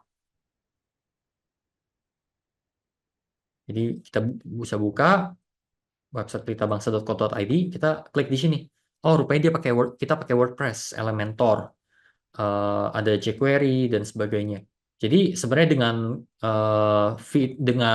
plugin ini sebenarnya kita bisa lihat sebenarnya dia pakai apa sih untuk nge-build teknologi website yang dia buka gitu. Kurang lebih gitu. Oke, tadi udah sampai di mana? Oke, kayaknya udah nggak ada dari chat. Saya mau jelasin simulasi dikit aja dulu secara cepat. Gara-gara ini udah keterbatasan waktu di jam 21. Nah, misalnya seandainya saya bikin perubahan. Perubahannya dari to-do list misalnya ke Jason's to-do list contohnya aja ya. Dan ini kan adalah suatu perubahan ya. Di sini udah bisa terlihat Jason's to-do list. Dan kalau saya lihat di GitHub, itu sebenarnya di SRC, terus di folder SRC, terus di app.js, ini tuh masih title-nya to-do list doang, line 24. Dan kalau sampai saya mau ubah ini, dan akhirnya saya mau push ke remote repository yang ada di GitHub supaya tim saya yang lain bisa update juga, maka saya harus lakukan adalah add dulu pertama kali. Tadi kan saya udah bilang ada namanya git add ya. Git add itu adalah untuk ngefinalisasi perubahannya dulu. Jadi add ini enaknya pakai VS Code, kita udah ada built-in Git source control management tool. Di sini kita bisa lihat di app.js, oh rupanya ada perubahan nih. Perubahannya ada tambahan JSONs, tapi ada ini line ini dihilangkan, line ini ditambahkan. Terus ada package.json, oh ada tambahan momen, ada baris ini. Dan di package log ini nggak terlalu perlu dipedulikan gara-gara ini otomatis. Kita bisa add semua stage all changes atau klik satu-satu. Ya, kayak gini. Nah, jadi kalau kita misalnya lakukan secara manual git add titik atau git add misalnya package.json masing-masing satu file, maka ini tuh ke stage, masuk ke apa ya, tempat yang siap difinalisasi untuk di commit. Jadi tinggal di plus masing-masing atau stage all masuk ke seperti ini. Nanti kita bisa ketik juga git status yang mana oke ini udah siap nih perubahan 3 file ini siap untuk di commit. Kalau sudah di commit, udah siap di commit, kita bisa lakukan 2 hal. Antara kita running git commit -m terus testing commit, atau kita bisa juga tulis di sini test commit which does the same thing actually. Terus kita klik commit. Setelah kita commit, kalau kita pakai tools namanya git branch, git log, kita akan bisa lihat historinya. Oh, jadi awalnya itu kita JSON Yapri mengcommit dengan hashnya seperti ini hari Rabu tanggal 4 September jam 3.25 sore GMT +7 WIB waktu Indonesia Barat. Dan jam 21.06 kita ngelakuin test commit lagi dan sebagainya. Nah, ini memudahkan kita untuk keep track apa yang masing-masing dari kita kerjakan, masing-masing dari developer kita kerjakan. Nah, terus setelah kita commit, kita tuh bisa melakukan namanya git push. Jadi kita bisa melakukan git push origin main atau git push aja, dan ini akan mempush ke remote repository ini. Gara-gara sekarang kalau kita refresh, latest commit itu masih baru 1, dan ini 5 jam yang lalu, dan ini baru initial commit. Belum ada commit yang barusan kita bikin, yang test commit ini. Dan kita bisa lihat ini juga di view history. Jadi di sini kita lihat sebenarnya di lokal repository udah ada 2 commit, tapi di remote masih 1. Jadi kita harus klik sync changes atau kita ketik git push enter. Jadi kalau kita yang gampang ya tinggal sync changes, klik di sini. Setelah kita sync changes, yang ada di lokal berubah menjadi yang ada di remote. Nah, sekarang udah berubah nih. Yang paling terakhir, sekarang ada 2 commit, yang paling terakhir ada test commit. Dan kita bisa lihat test commit ini siapa sih yang lakuin, perubahan apa aja yang dia lakuin. Oh, rupanya dia ubah dari to-do list jadi JSON to-do list, terus ada nambah sesuatu. Nah, inilah yang sebenarnya biasanya dilakukan oleh para developer untuk berkolaborasi saat mereka ngoding gitu. Gara-gara timnya bisa global, bisa dari negara mana, dan kita bisa saling apa ya, kolaborasi. Sebenarnya ada banyak banget yang kita bisa cover tentang Git, cuman ya kayaknya banyak yang dari kalian yang masih baru, jadi butuh waktu untuk mencerna gitu. Jadi nggak apa-apa, take your time aja. Dan ini sedikit lagi 2 slides lagi. Jadi saya menganjurkan kalian untuk learn further. Kalau kalian mau, ini ada video tutorial React dari web programming Unpas, Sandika Galih kalau nggak salah namanya, YouTuber dan juga dosen dari Unpas, dan dia ngejelasin tentang React selama 1 jam 16 menit. Silahkan dilihat, ditonton. Dan juga ada Git dari programmer zaman now, Mas Eko ya kayaknya, yang kerja di salah satu e-commerce Indonesia. Ini selama 2 jam 35 menit. Jadi untuk belajar otodidak, silahkan ya. Dan juga feel free untuk apa ya, saling berdiskusi di channelnya Blog Dev atau channel Discord-nya Pelita Bangsa, feel free.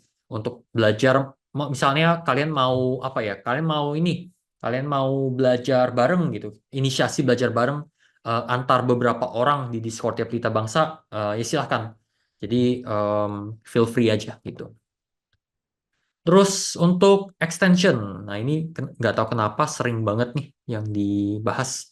Eh, Sesi yang sebelumnya kita udah bahas extension, kayaknya ada 6 atau 8, saya rada lupa. Kalau yang ke miss silahkan apa ya, ditonton ulang aja sesi yang sebelumnya. Ada di LMS-nya Pelita Bangsa Academy, atau di lms.pelitabangsa.co.id. Itu em, harusnya most of you guys sudah ada aksesnya menggunakan email dan passwordnya kalau belum pernah akses, pakai Change Me. Nah, ada tambahan 2 VS Code plugin, yang satu Simple React Snippets, satu lagi HTML CSS Support. Dan 2 ini ya silahkan diinstal dan juga dipakai. Materi kelas rutin ini semua ada di sana ya. Oke, benar. Jadi PDF ini dan juga materi semua ada di sana. Rekaman juga akan diupload di sana juga. Jadi silahkan dilihat. Bagi yang belum pernah akses, mungkin bisa saya contohkan. Selagi saya nunggu ya, ada pertanyaan nggak di Slido. Tinggal masuk dengan kode 135135. Kita paling akan menjawab beberapa pertanyaan aja, habis ini udah lumayan lewat. Nah, jadi setelah kalian masuk lms.pelitabangsa.co.id, kalian bisa masuk ke kelas rutin Blocktave ID, dan lalu kalian harus login terlebih dahulu ya tentunya. Login, setelah login kalian ada sesi 1, sesi 2, sesi 3, dan seterusnya. Jadi di sini kalian bisa buka nih em, rekaman kelas, dan di sini ada PDF-nya juga sudah tersedia. Silahkan kalian akses, dan juga ini ada videonya. Akun loginnya dapat dari mana? Seharusnya sudah otomatis dapat, sudah di-set oleh Peter Mulyadi menggunakan email yang kalian daftar di Google Form saat pertama kali kalian daftar apa namanya kelas rutin Blocktave ID sama Pelita Bangsa Academy. Dan passwordnya adalah Change Me. Tapi kalau belum pernah, em, belum dapat atau belum bisa akses, nanti silahkan menghubungi Peter Mulyadi menggunakan WhatsApp. Mungkin bisa WhatsApp itu dari sini ya. Jadi masuk ke website pelitabangsa.co.id. Habis itu ini udah terbuka belum? Ya, belum. Nah, nanti kalian tinggal masuk ke paling bawah, dan di sini ada klik di sini untuk masuk ke WhatsApp. Nah, atau lewat IG juga bisa. Lewat IG kayaknya lebih gampang. Lewat IG aja kalau gitu. Di chat aja lewat IG, nanti Peter Mulyadi akan prepare. Oke, sip. Selain itu, saya coba lihat pertanyaan ada atau enggak. Mungkin beberapa pertanyaan aja.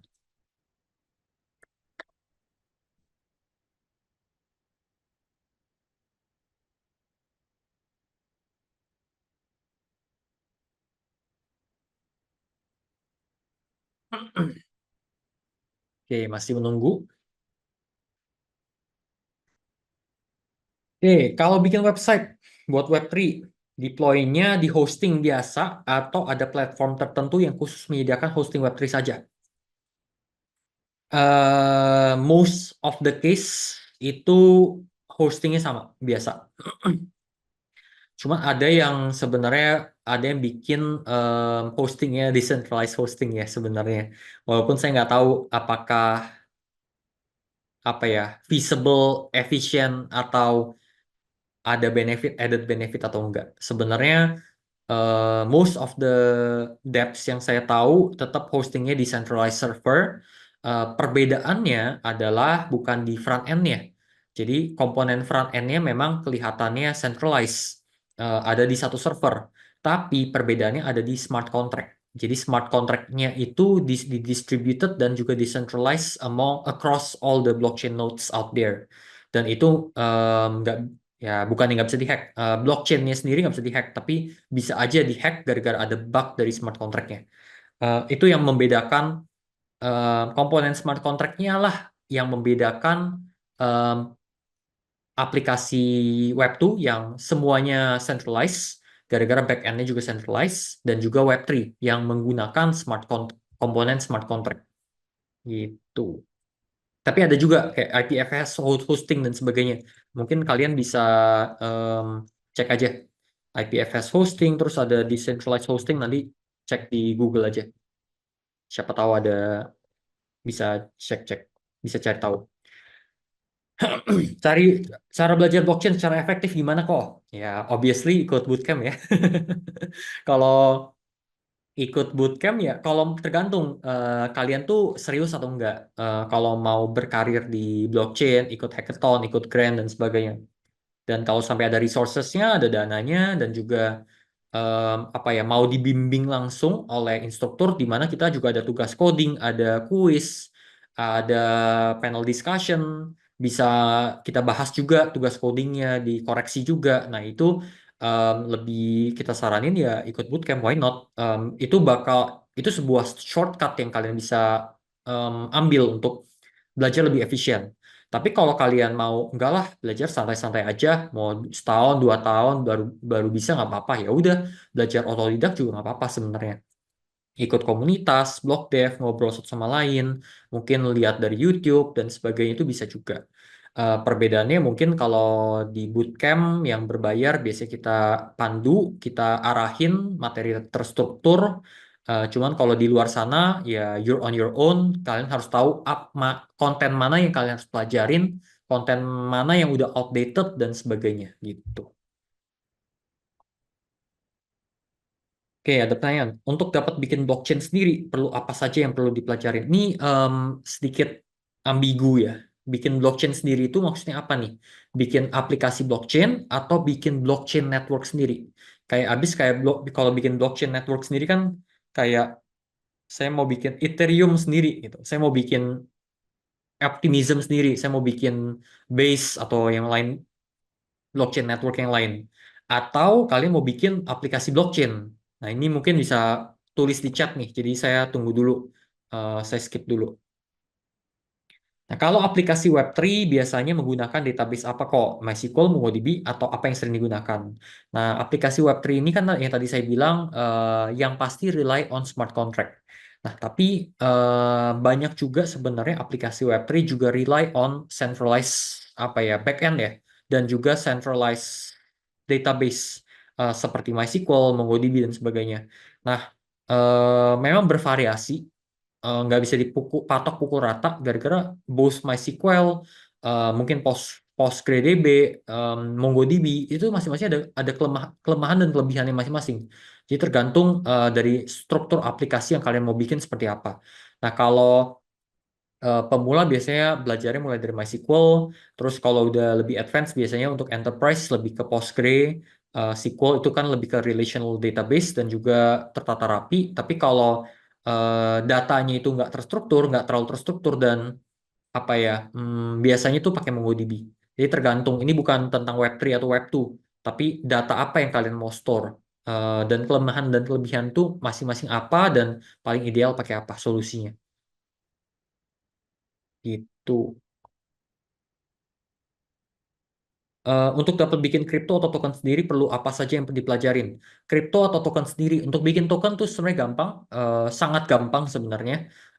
Kalian cuman perlu belajar em, Solidity, bahkan belajarin Open Zeppelin, pelajarin format ERC20 untuk standarnya adalah standar token, dan kalian dia bikin aja codingannya untuk issue token dan publish ke apa namanya, publish ke blockchain yang kalian mau, entah itu di Base, Polygon, Ethereum atau apapun, dan udah terbentuk kok token. Kira token sebenarnya gampang banget untuk dibikin. Yang susah itu untuk menambahkan utility-nya dari token tersebut.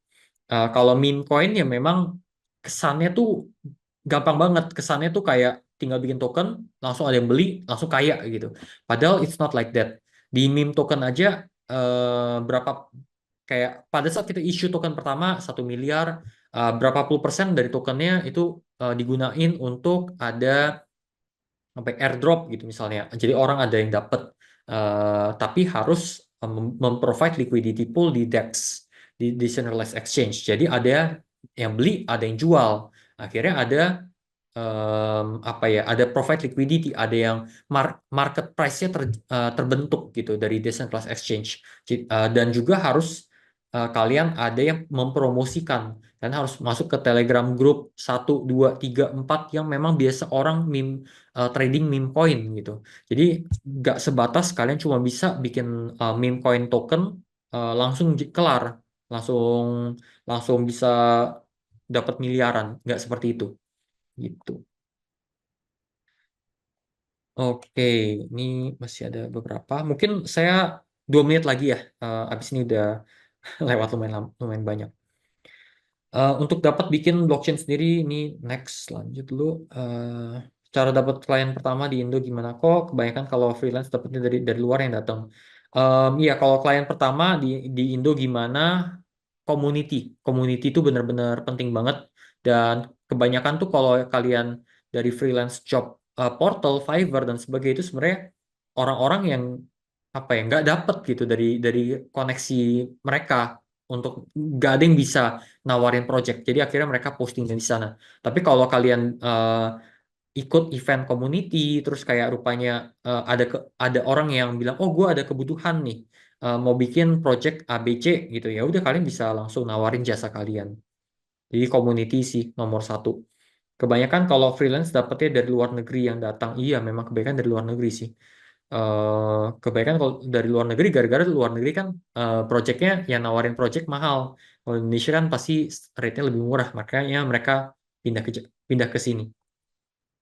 Nah, kalau saya spend waktu sekitar 4 sampai 6 jam per hari untuk belajar Web3 Dev, agar menjadi expert, apakah sudah cukup? Lalu berapa lama kalau spend waktu segitu? Ini sangat subjektif. Saya nggak bisa apa ya, sinkronkan semua orang 4 sampai 6 jam tuh berarti pasti langsung expert gara-gara background orang masing-masing beda. Mungkin ada yang SMA, mungkin ada yang SMK, mungkin ada yang kuliah, mungkin ada yang udah ada pernah basic IT, mungkin ada yang non IT dan sebagainya. Bahkan antara yang udah ada background IT juga cara belajarnya beda-beda dan ada yang lebih cepat, ada yang lebih lambat. Tapi rata-rata 4 sampai 6 jam dalam 3 bulan. Ya kalau sebenarnya kalau ikut bootcamp dalam 3 bulan sebenarnya bisa. Udah lumayan expert, lumayan bukan expert banget. Cuman balik lagi tergantung orang sih sebenarnya. Jadi saya nggak bisa patok pukul rata, to be honest. Terus terakhir kali ya, ini saya masih bingung Web3 dan smart contract. Apakah semisal Web2 dengan adanya smart contract bisa disebut Web3? Dan apakah Web3 harus wajib ada smart contract? Yes. Jadi yang membedakan Web3 dan Web2 hanyalah komponen smart contract. Sisanya adalah kurang lebih sama saja. Jadi apa ya? Jadi kan kita udah bahas ya di sesi 1, sesi 2 tentang blockchain, tentang ya blockchain nodes, network dan fitur-fitur desentralisasinya dan sebagainya. Dan perbedaannya cuma di smart contract, to be honest. Jadi kalau kalian ikut bootcamp nanti sebenarnya kita akan membahas sebenarnya lebih lanjut. Bahkan sebenarnya em, gimana ya? Saya mau buka Excel file dulu. Jadi saya bisa kasih gambaran secara singkat. Jadi kalian bisa dapat videonya kurang lebih. Jadi gini, misalnya misalnya anggap yang tadi saya pernah jelasin juga ya. Jadi anggap itu Excel file adalah database, ya kan? Database kita ngomongin centralized database dulu. Jadi kalau kalian apa namanya di Web2, misalnya aplikasi Tokopedia, kalian akan ada tabel namanya produk.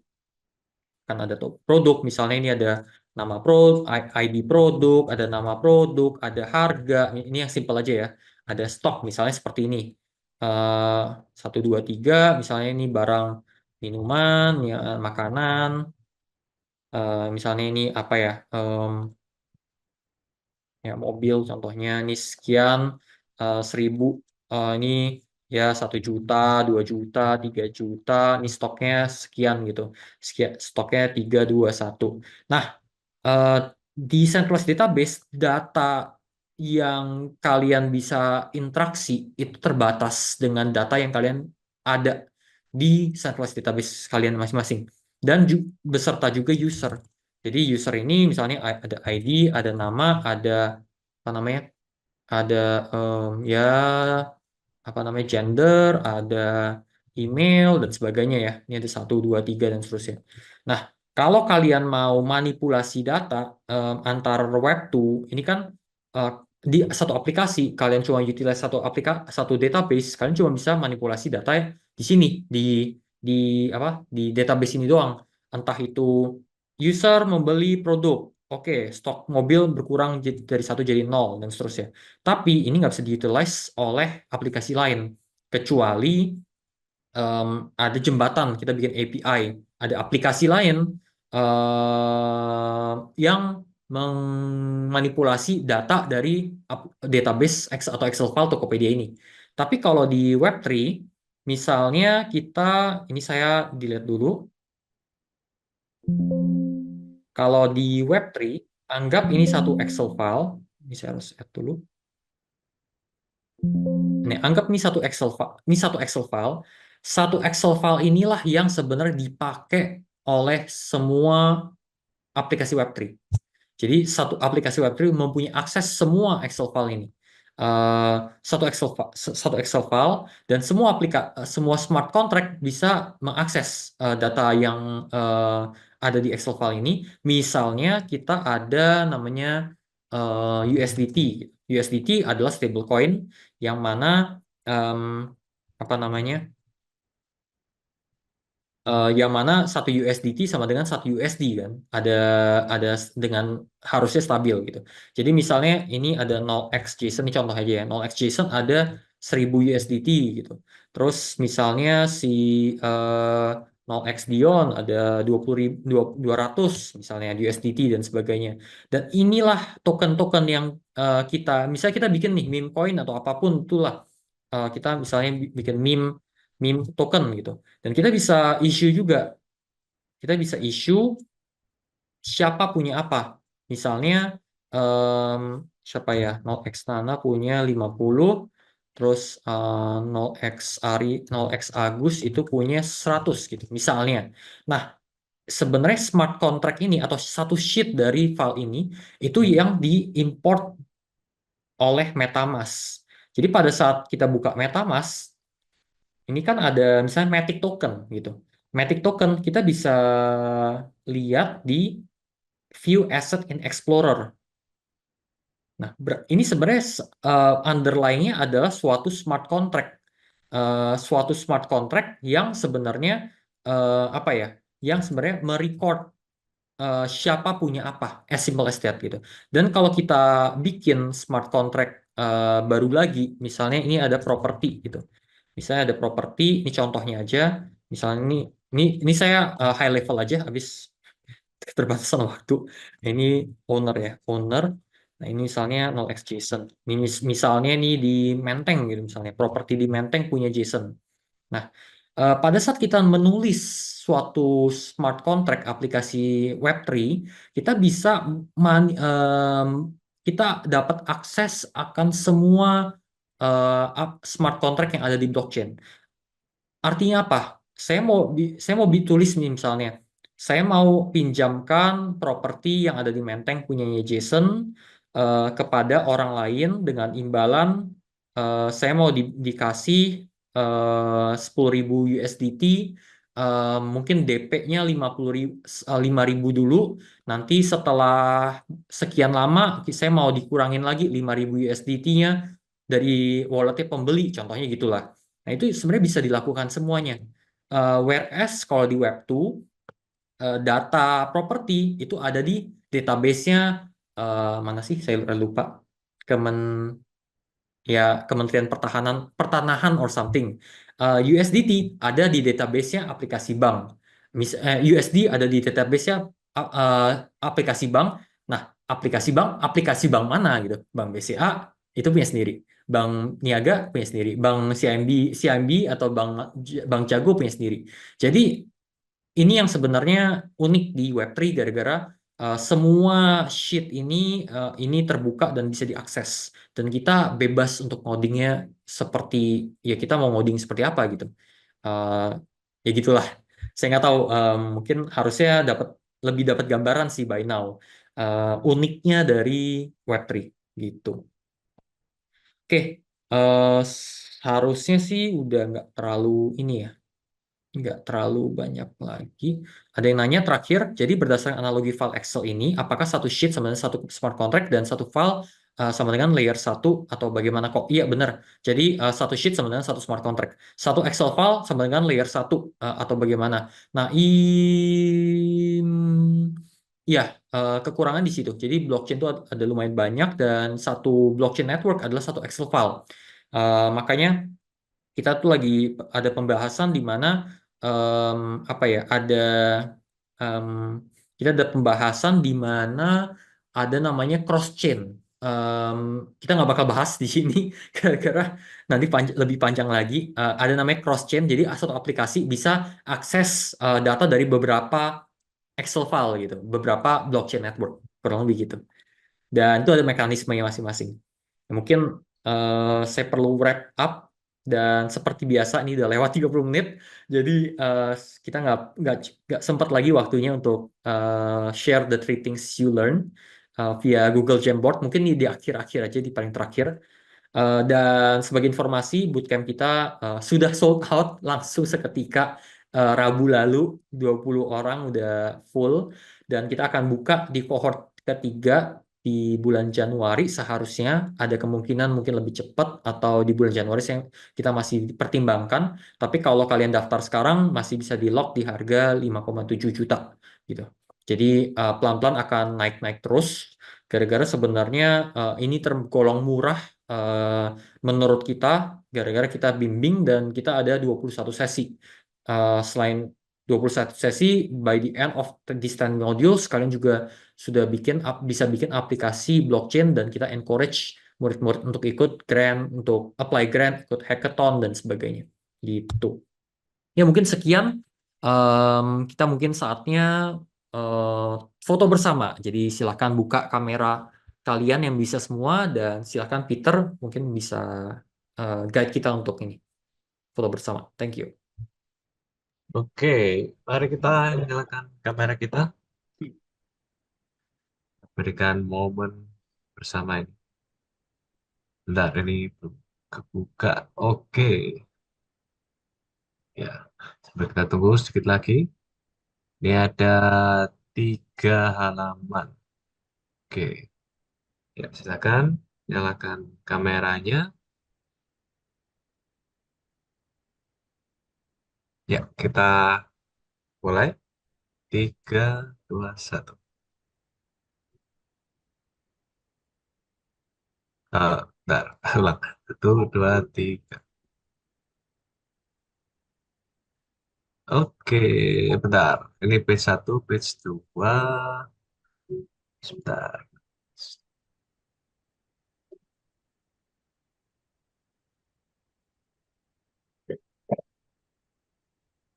Page 2. Oke, page 3. Page 3. Siap aman. Oke, sip, sip, sip. Ya udah, paling sekian yang kita ya sesi kali ini. Thank you udah join semuanya. And ya, thank you udah join. See you di Rabu depan lagi. Thank you semua. Thank you. Thank you, thank you. Thank you, bro. Thank you. Sama-sama.